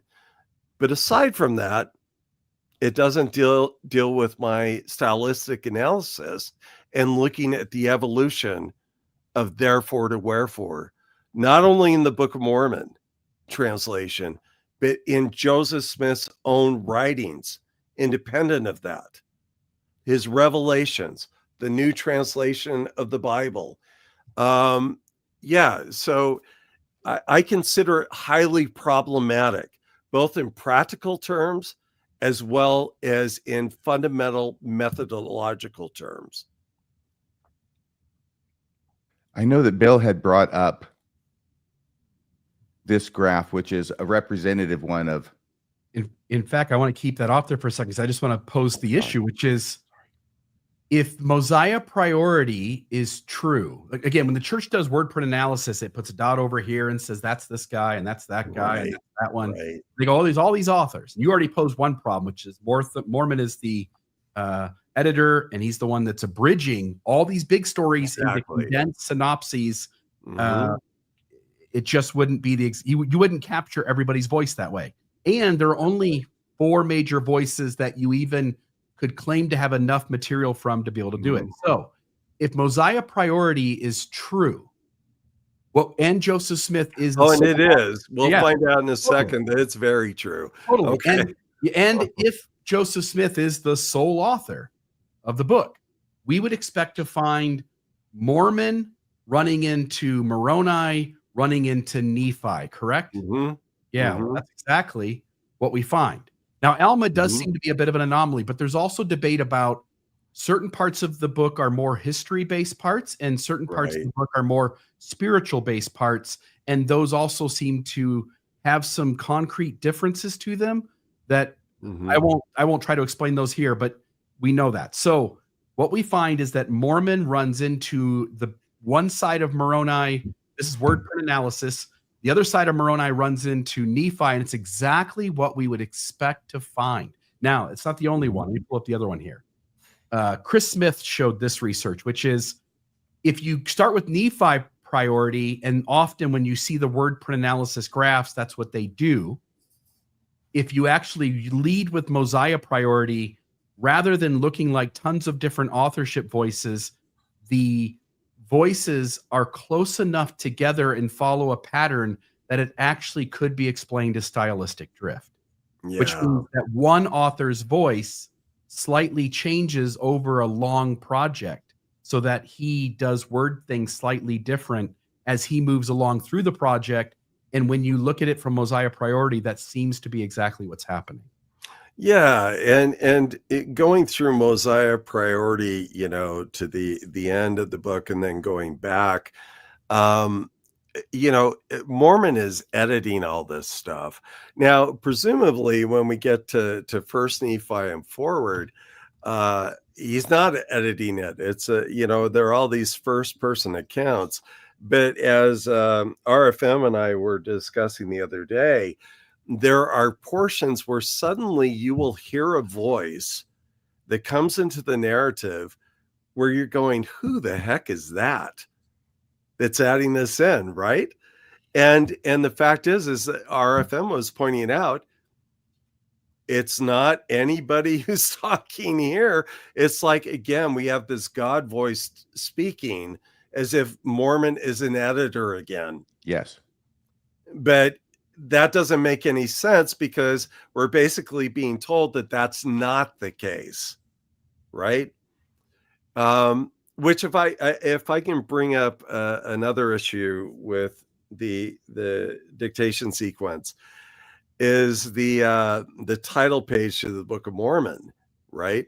Because Joseph Smith said that was the last plate on the group of plates, right? It's the last one on, I think he said the left-hand side or however it was on the left, read, right?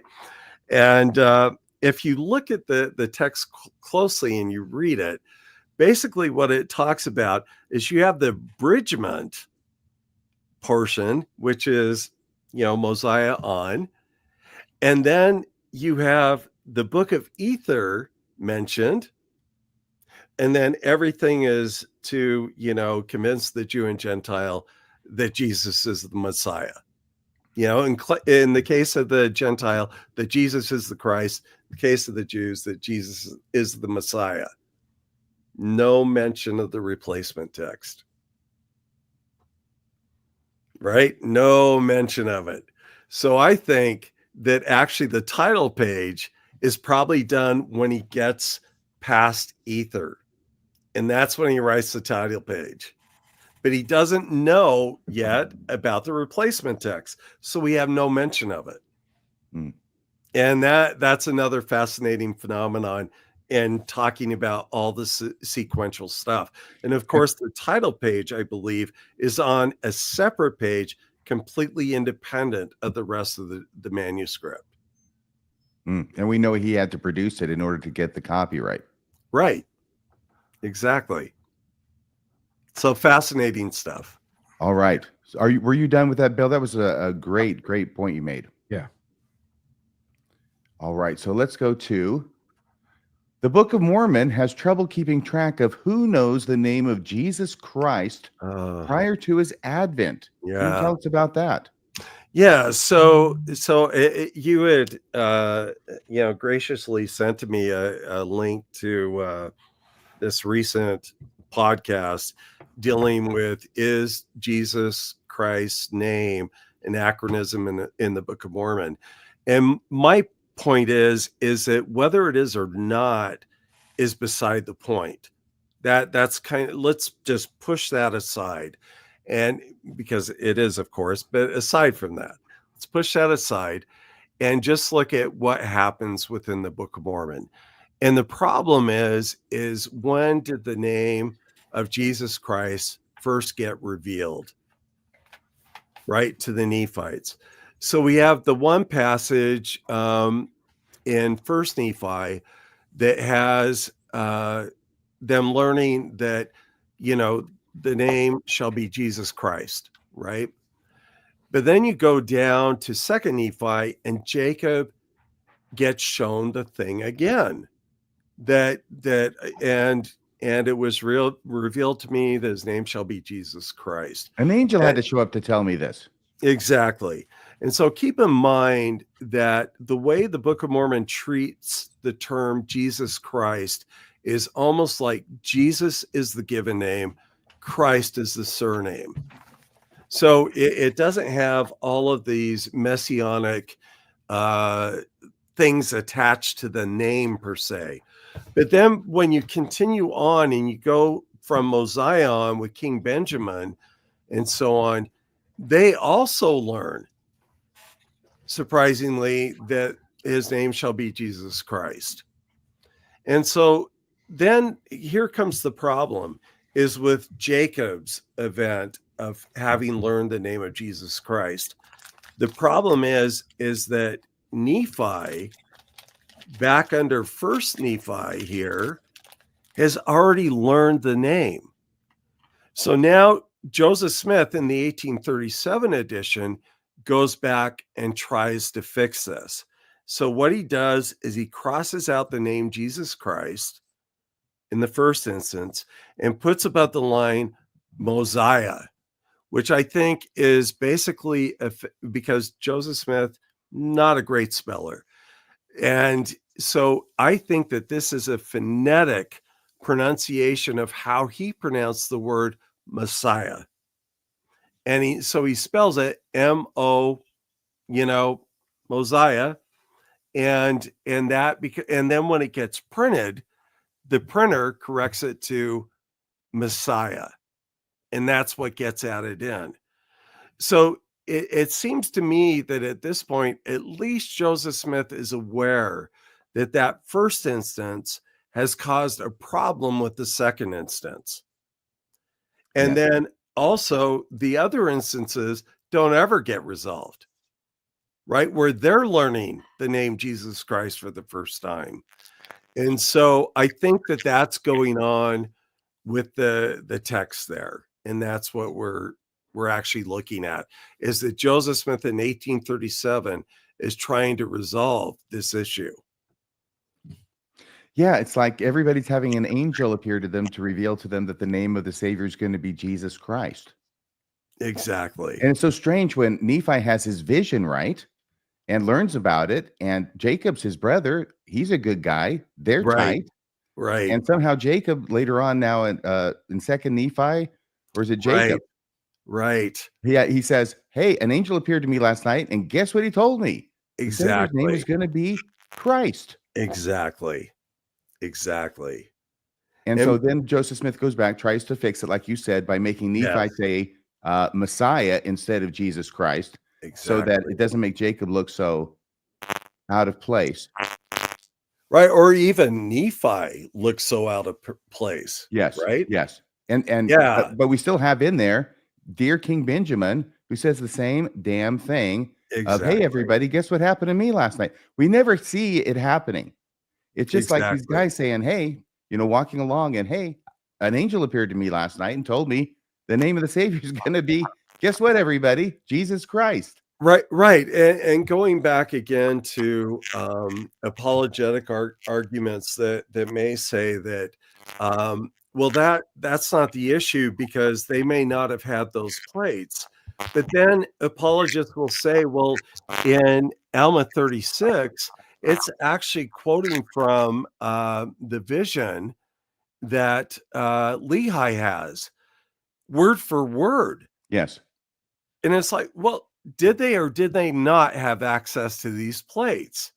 Because it's highly doubtful if they had the lost manuscript that was accessible to them, that you would have this exact same text word for word. You would know what Jesus' name was if you were not a lazy learner and if you studied the Nephite scriptures. Right. Exactly. Of course they would know. Exactly. These are wrinkles in the text, I think, that indicate that everything is not well in Zion, and these word count studies may not bear the punch that the proponents like to think. Right. Do we know what's going on? I'm so sorry. I have to bring it up. I'm hearing some background. I'm hearing it too. I don't know where that's coming from. Just FYI. Yeah, it's John. John had a had to switch a mic for something, and for whatever reason, the new mic is giving some static. So Oh, that's when he left. I see. Okay. All right. Come back All right. soon, So let's go to John. the next thing. Well, wish John luck on his quest. Oh, this is something that we had talked about as well. I think this is just an example of what we had talked about before. Exactly. And this is, well, emending Jesus Christ to Mosiah. Right. Oh, here's the last one we want to talk about before the article, the newspaper article, which we'll finish with. The writings of Malachi. Can you tell us about that and how that indicates not only Mosiah Priority, but also Joseph Smith authorship? Yeah. So what we have is that in 3rd Nephi, Jesus wants them to record some writings that they don't know about. And the writings happen to come from chapters in Malachi. And so those get recorded into the text. And keep in mind again that Jesus is telling them that these are things that you have not heard of before. And so I'm giving them to you now. And so the issue is that when we go back to the beginning of the Book of Mormon, as we enter into First Nephi, all of a sudden we start having these quotes from Malachi popping up, and it's completely anachronistic because they would never have had access to this before they left for the Americas, and suddenly they're quoting it in some cases verbatim. And yet Jesus had already acknowledged that you don't have access to these. Now you could say, well, Malachi is quoting an earlier prophet. Well, prove it. That's what they Show do all that the that's time. the case. Completely unfalsifiable. I know I've been there, done that, got the t-shirt. And one of these quotes is like along the lines of that the sun will arise with healing in his wings. Yeah, precisely. Exclusively, uniquely Malachi. And by the way, that there's more than that, because in Malachi, the sun is S-U-N, right? Yes. It will arise. But in the early portions of the Book of Mormon, it's the sun, as in the Son of God shall arise. Well, if you go to early 19th century hymns and literature, you find out that that's how preachers were using it. They were giving it a Christological significance, that this is the Son of God, not the sun that you see the solar body up in the solar system.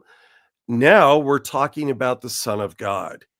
And so those early passages in the early portion of the Book of Mormon are reflecting 19th century usages of that phrase. Yes. It's like that old Star Trek episode.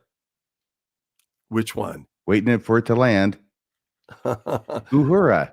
No, not sun. S-U-N. Sun. Exactly. S-O-N. There you go. Exactly. That was where the Nazis took over on that world. I think that was the one. Anyway. Oh, wow. Anyway, enough of a trip down memory lane. If I'm understanding you correctly, here's what goes on. Okay, Malachi is written way after 600 BCE, which is interesting because the author of the Book of Mormon is very cognizant of this idea. We know that we talk about the Book of Mormon getting caught up with 2nd Isaiah, right, or 3rd Isaiah, right, which were produced after the Lehites left Jerusalem in 600 BCE, circa. Yep. But the author doesn't know that, but the author is aware that there could potentially be a problem with including writings. I don't know where that author was when it came time to quote the New Testament, but there you have it, about writings of Malachi. So Jesus now has to actually give them 2 chapters, chapter 3 and 4. There's only 4 chapters in Malachi, to the Nephites. And this happens, of course, in 3rd Nephi. It's toward the end there. Jesus is running out of stuff to say, so he starts quoting Malachi. Yeah. So he's got Malachi there, but Malachi has certain phrases that are unique to Malachi. Another one is burn his stubble, right? Right. It's the stubble burning. Yeah, he does a lot of that in Malachi, very memorably. So what you have now is if you start at Mosiah, all right, with the Mosiah Priority, nobody quotes Malachi. You wouldn't expect anybody in the Book of Mormon to quote Malachi. And you get it to the point now where Jesus shows up, and Jesus says, hey, everybody, I want you to have this Malachi. It's good stuff. Here's 2 chapters worth for you. Exactly. And you get to the end of the Book of Mormon, and now you come around to the beginning of the Book of Mormon, right? with First Nephi, you run it all the way up to Words of Mormon, where Mosiah begins. And now these guys in the first part of the Book of Mormon are identifiably and frequently quoting from Malachi. Yeah. In fact, the 2 chapters that were quoted in 3rd Nephi. So Right. how do you explain that unless after it's quoted, it's on Joseph Smith's mind, and now he's quoting from it as he continues to dictate around the horn and into the Nephi's? Is that basically it? Yeah. Precisely. Because it doesn't make any sense any other way. Exactly. Okay, now drum roll, please. Are you ready for this? Yeah. Kansas City Times. Take it away, Brent. So this is actually a testimony that was given by Catherine Smith Salisbury, who was Joseph Smith's sister. And this came from a conference that she spoke at to the RLDS church at the time. And she was considerably older at the time. I believe, I want to say it was 1895. That's what it looks When- like. April 11th, 1895 there. Exactly. And this was published in the Kansas City Times, where they recorded several things from the conference. This was the morning session, and then they quoted a few things from the afternoon session. But this particular paragraph stands out. Now, I actually had this document before I wrote my essay, but I had forgotten the entirety of the content, which I did not revisit until a few years after the essay was published. And so, Corbin, I'm sorry, RFM, if you wouldn't mind reading that paragraph for us. So to be clear, I think I'm clear on this. This is something that is not in your essay. Yeah, that's This correct. is additional to it and supportive of. Yeah. Okay, great. So what it says is this, quoting from a sister of Joseph Smith, though somewhat older in 1895, I would expect, than she was in 1829. The angel came and took the Urim and Thummim from him, presumably Joseph. He fasted and prayed several days, and the angel returned them again and told him that his sins were forgiven, and for him to go ahead and translate, but not to translate that was lost, but to begin where he had left off. So don't begin to translate what was lost, i.e. at the beginning of First Nephi today, but to begin where he had left off, i.e. Mosiah. Exactly. Yeah. Neatly done. How on earth could you forget to put that in your paper? I had forgotten the quote. I mean, I had this, well, there it is right there. I had this in my files for years because it was part of the stuff that I did when I was working with Ron Walker and Dean Jesse on the Salamander letter. And so these were things that I was gathering every possible account that I could get from everywhere. And I just had, and quite honestly, I had forgotten it completely. And it wasn't until a few years later that I actually read it and went, "Oh my goodness, how did I miss this?" And The so only this reason is very prominent. I said that so accusingly, I said that so accusingly to you because I've done this and worse a million times. And it's always a smack upside the head and saying, how could I have forgotten that? Oh, absolutely. But I do. Yeah. Yeah. So I should probably, before we go, if you don't mind, I want to talk about something really quickly that I think is an important spinoff from the work that I did. Did you want to talk about that next? I don't know. Because John is nodding his head up and down. It looked unfamiliar to me. This was the last slide for which I was responsible. Okay, so that one in. Do you want to go on to the next one, John? Just FYI, I put that one in. The last one was from me. So I can, if we're going to say, the only thing I wanted to say here was this was back in 2004. The church was changing on its issue around DNA. Right. You were pointing that out. The whole paper is about how Mormonism is having to change to fit the scholarship. And I only wanted to note to the audience that it is continuing to happen at an even faster rate, even according to those on the inside, such as Ben Spackman. Yeah, and so this was published in Sunstone for those who are interested. This is actually available online for free. If you go to the Sunstone, I don't know if it's Sunstone Foundation or Sunstone Magazine is the URL now. But if you go there and go to that specific year, you'll find this essay in there. And I'm sure if you just put in the title, Reinventing Lamanite Identity, then put my name in on a Google search, it'll probably call it right up. So this is a very important thing, because along with this, as well as what Tom Murphy was publishing at the time, I think that was really what precipitated the change in the introduction to the Book of Mormon, which was a really subtle change. It went from the Lamanites being the principal ancestors or the primary ancestors of the Indians to being among the ancestors of Native Americans. And so I think that, what Tom Murphy has written, what I wrote here, they remain pivotal to that switch. But what I wanted to get to as kind of a final thought is some other interesting implications of the priority of Mosiah. And I'd like to have everyone, if they could, envision the gold plates as like a solid stack of plates. And the issue that we run into with the actual internal structure of the Book of Mormon. And that is that we begin with basically the opening chapter of Mormon, where Mormon is told that when he reaches about the age of 20, that he goes and gets the plates that Amaron had deposited, which contain the abridgment of the text that he's going to be working on, right? And then Amaron enjoins him that the rest of the plates must remain.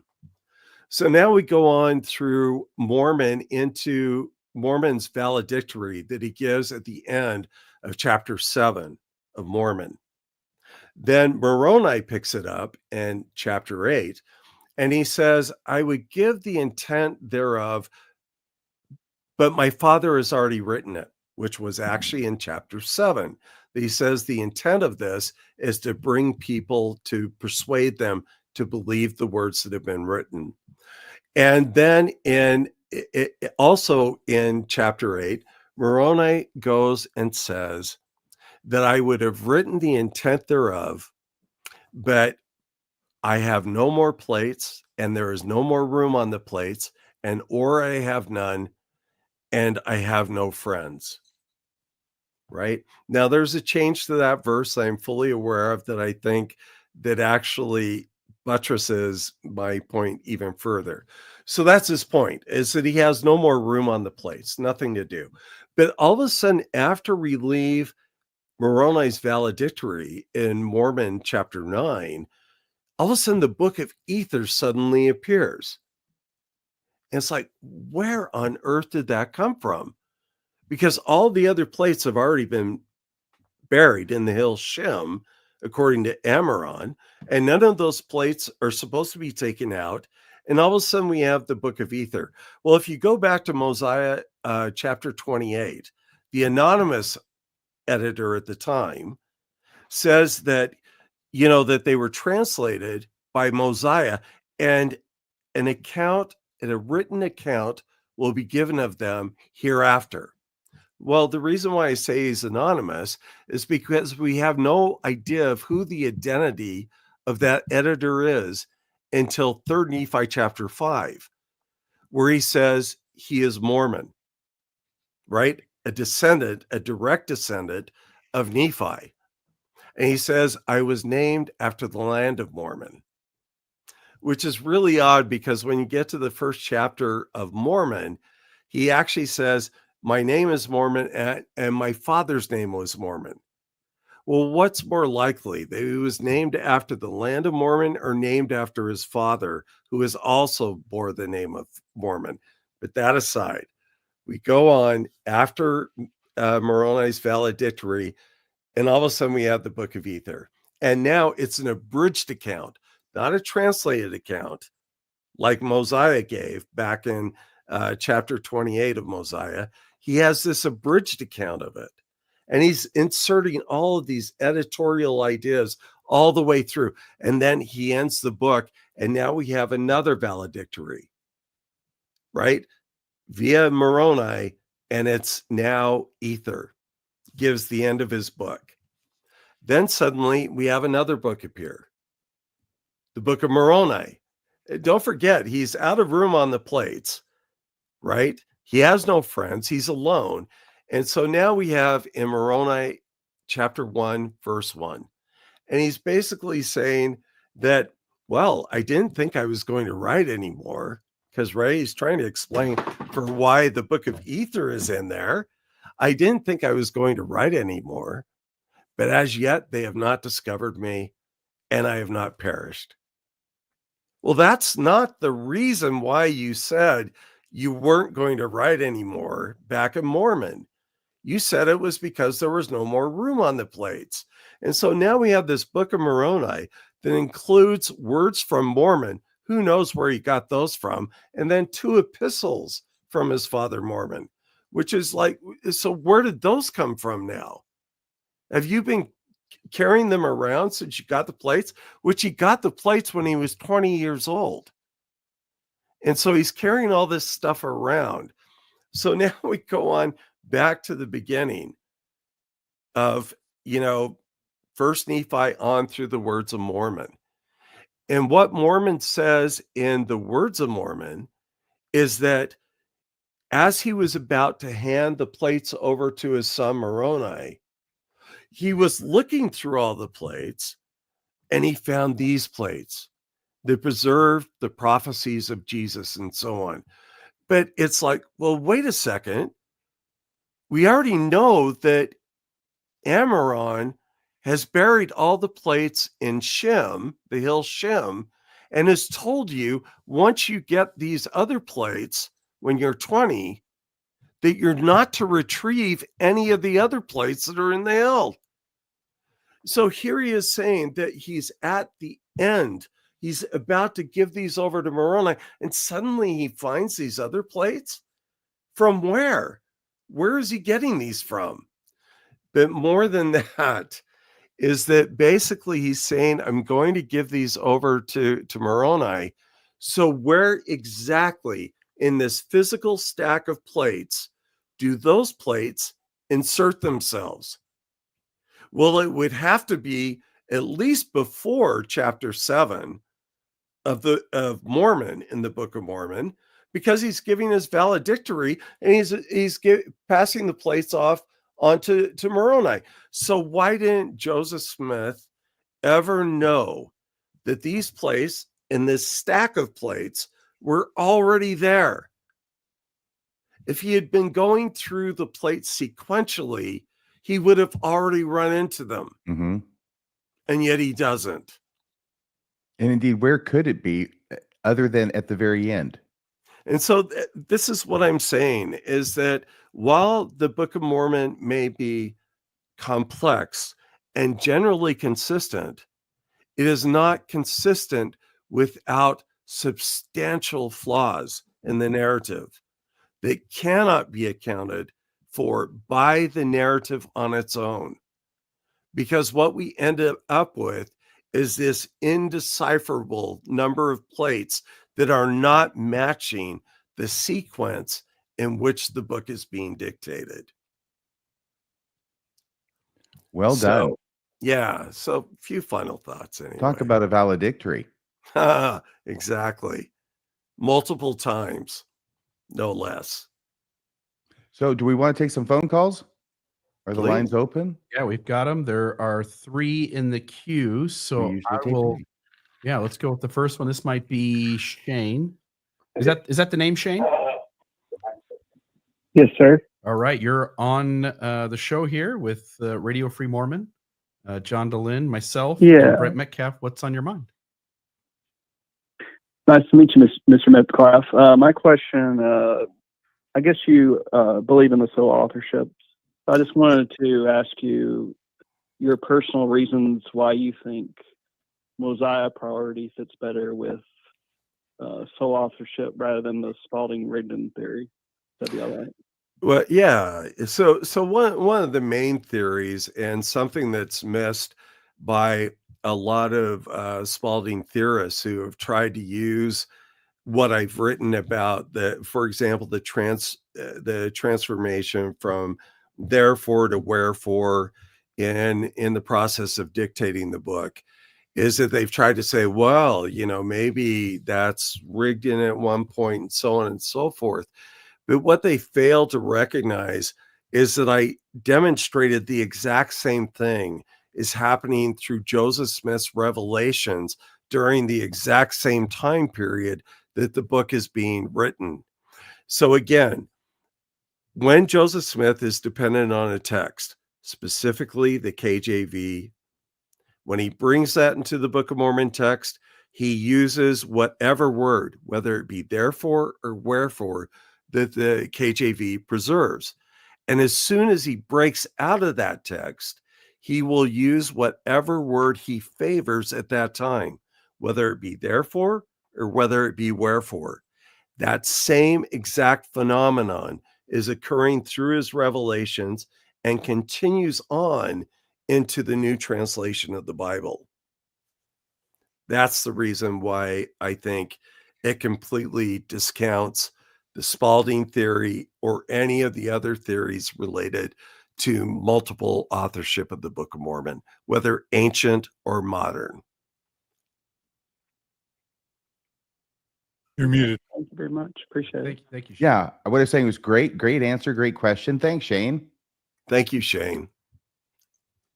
All right, the next call, I believe, might be someone by the name of Dion. So, Dion, welcome to the show. Oh, hello. Hey, how are you?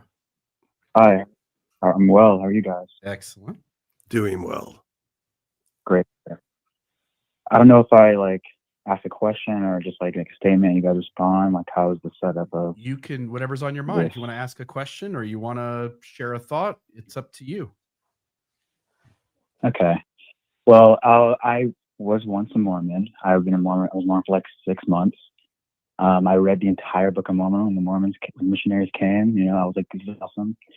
If it's important, I'm a dark-skinned person, but it's throughout my life as a young person, I always had this interest in the American idea. All of us being together, everyone's equal. I love my white brother. I love my black brother. All those things. So it kind of spoke to me in that way, and I always separated that singularity of the story from the rest of it. And when other people don't do that, that's kind of how I see religion. In every religion, people have their little thing they like, and then the rest of it is kind of this barrier to, not corrupt the original idea. I just don't. I wonder how you guys see it, because at a certain point, the deeper I digged, it eventually just became a business.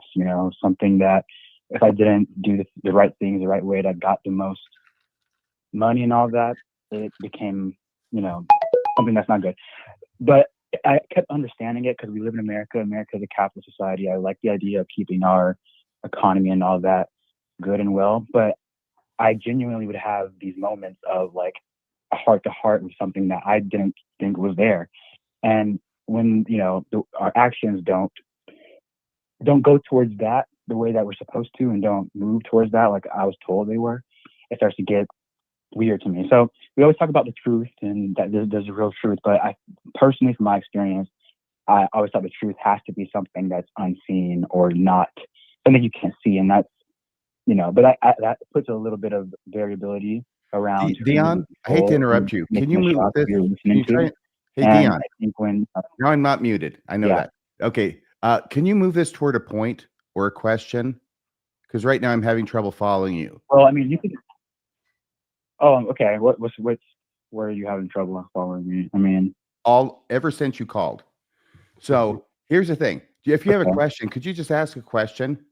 That would be great. Because that's really this Well, is what this is for. Is well, question. I don't have a specific question really. I think there's like a level of community we're supposed to have here that I don't really feel in these moments. Like my question originally was like, where do you guys feel that light spirit when it comes to the church? That something that someone couldn't feel based off of like commandments or any of those things in there.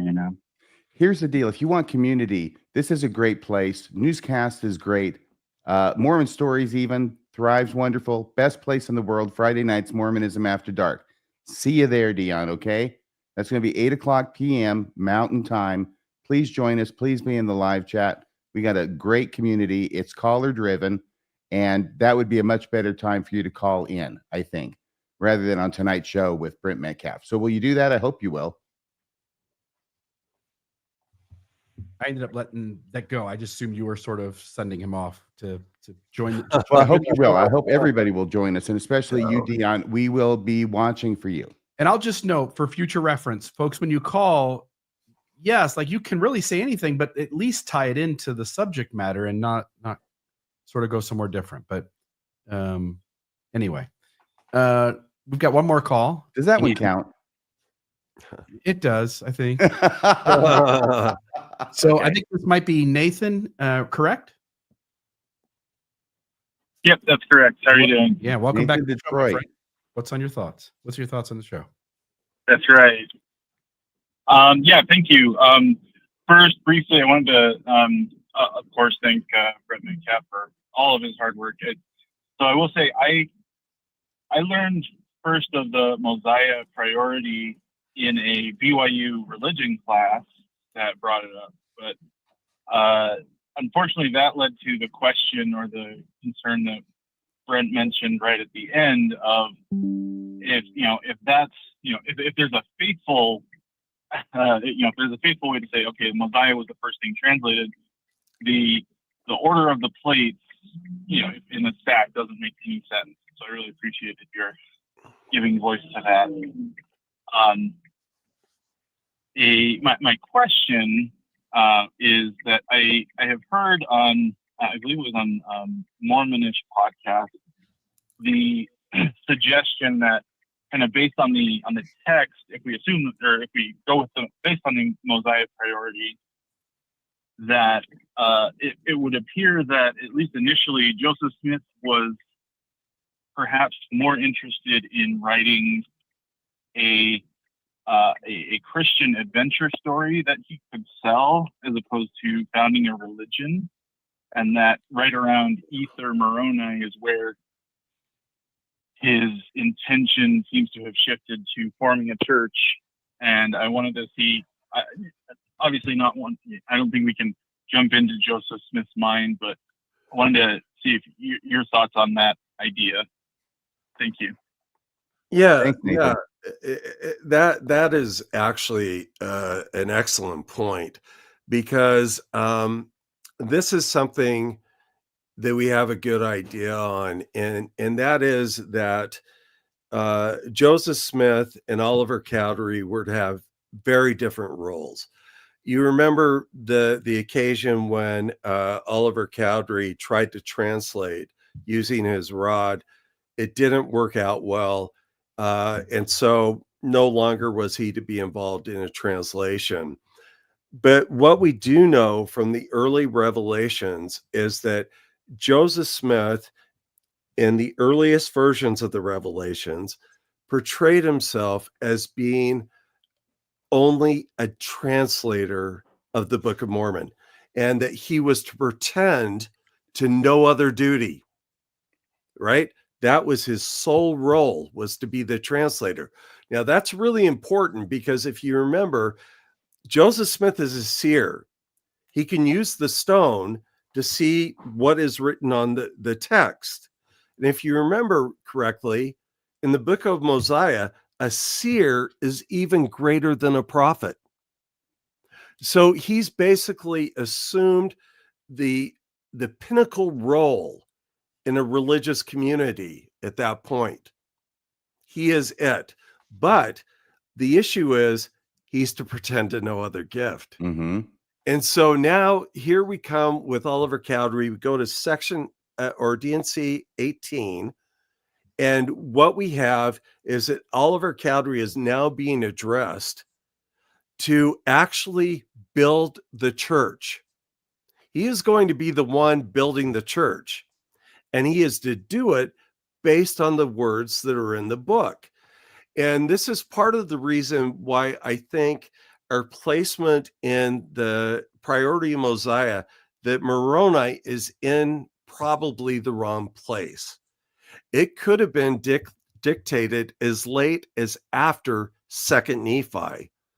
And the reason why I'm saying this is specifically because this is what becomes the issue with Joseph Smith and Oliver Cowdery.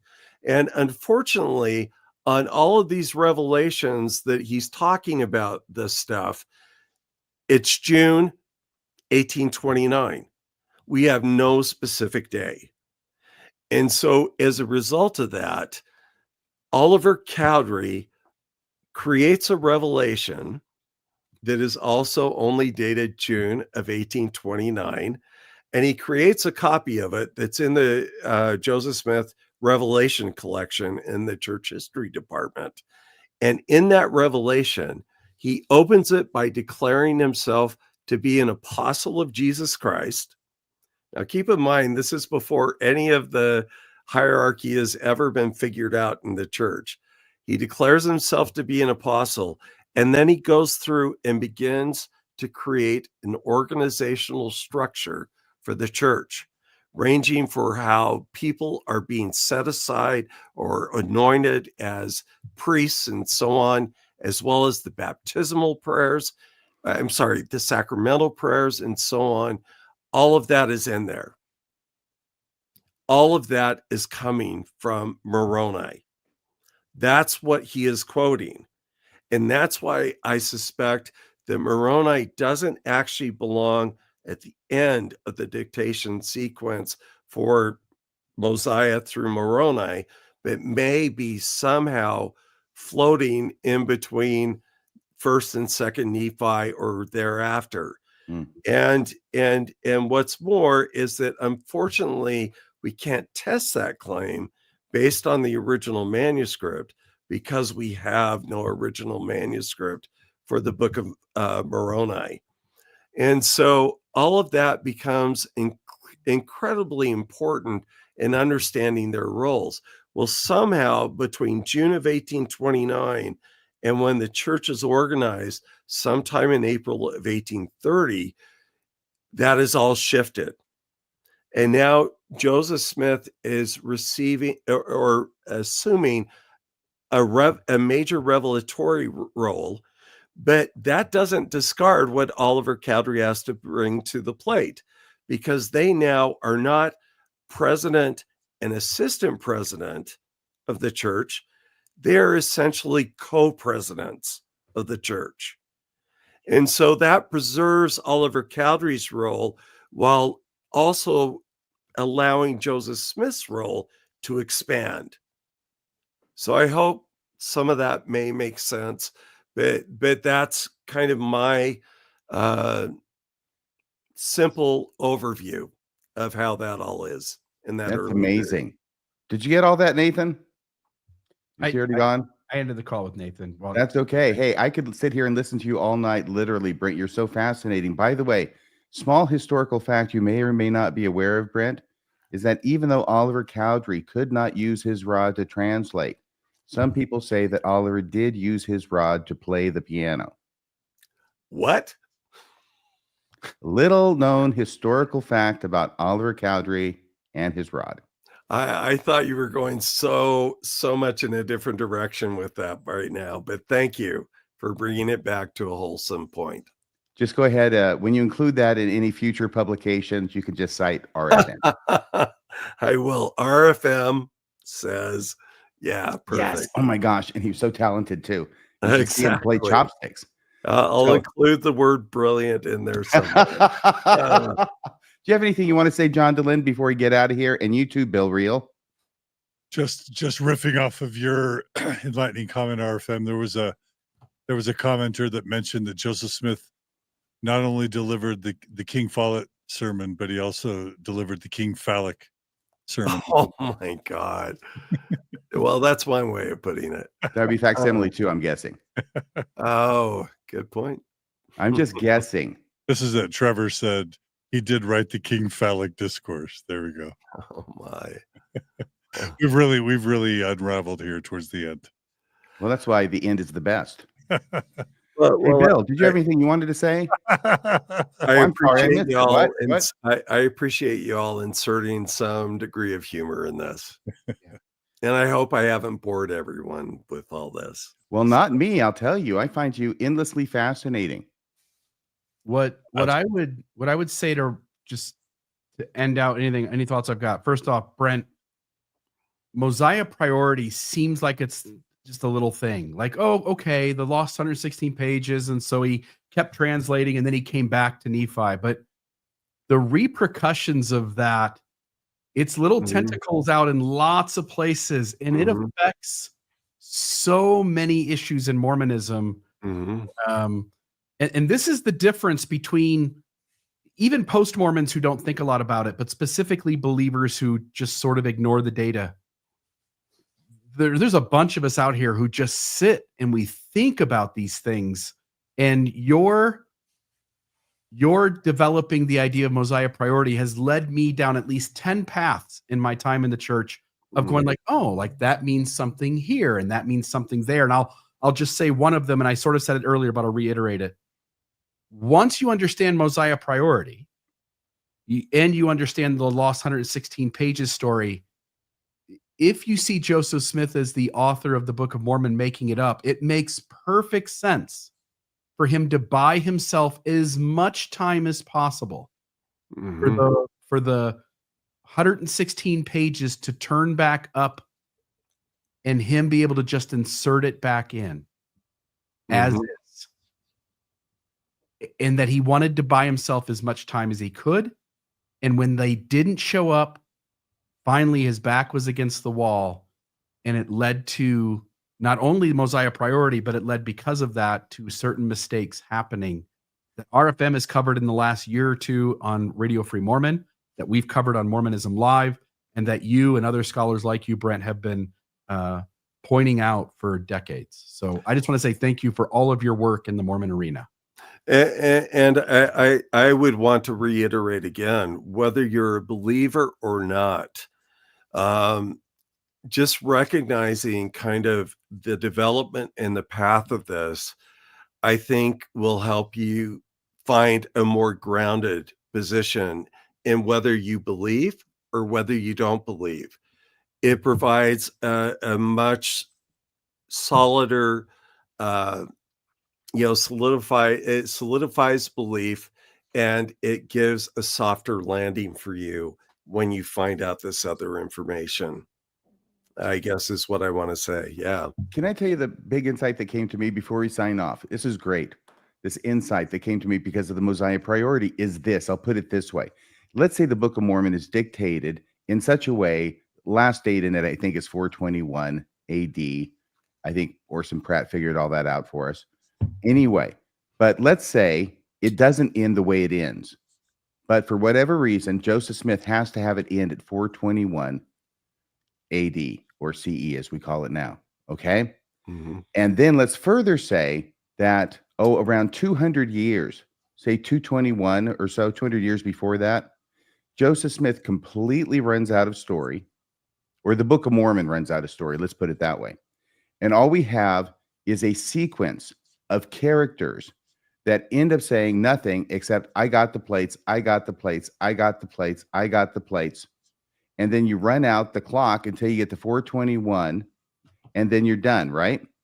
And not only do you do that, I mean, it would look like, okay, you got to get to 421, so now you're just going to make up stuff and have nothing happen and have all these generations pass so you can get there, right? So you can finally cross the finish line and say, I won, even though you kind of cheated to do it.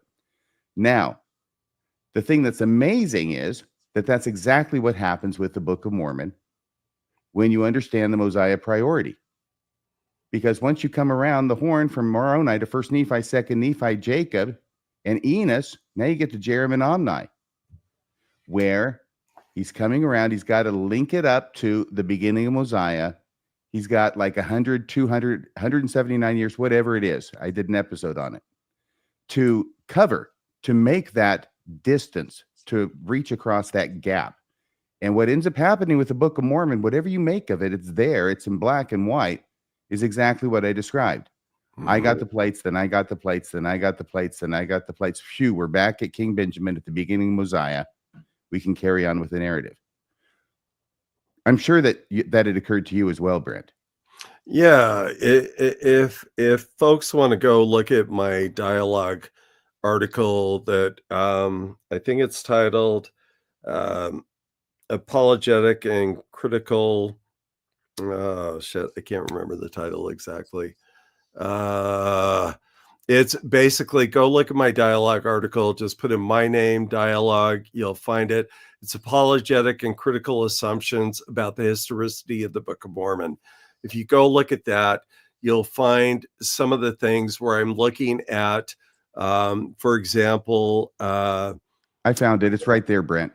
Okay. Because Thank of course, you. William Hamblin is reviewing it, so they have to have the title of it. So that article is available online for free. And what you'll discover is that portions of the Book of Ether are taken right from like Mosiah and other portions of the Book of Mormon that he had already dictated. And so it's worth taking a look at that and seeing some of the examples I give. Very good. All right. Well, this has been a great love fest. It could go on all night, but it better not. Brent, you've forgotten more than all three of us have ever learned. And it's been so fun to have people like Sandra Tanner come back on Mormon Stories, or Dan Vogel and others. And this selfishly, I hope this isn't the last time we get you back. So, yeah, I hope so too. With all the caveats that you all already know about. So yeah. Thank you for joining us, Brent. Bill, it's a pleasure as always. John DeLynn, thank you. I say thank you for joining us. We're also joining you, and thank you for allowing all that to happen on your YouTube, your platform, whatever it is you kids call these things nowadays. Your platform. And thanks everybody for watching. I hope you've enjoyed this episode. I know I've had a great time. Please join us next Wednesday at 6:20 p.m. Mountain Time for the next episode of Mormonism Live. Good night, everybody. Good night. Bye, everybody.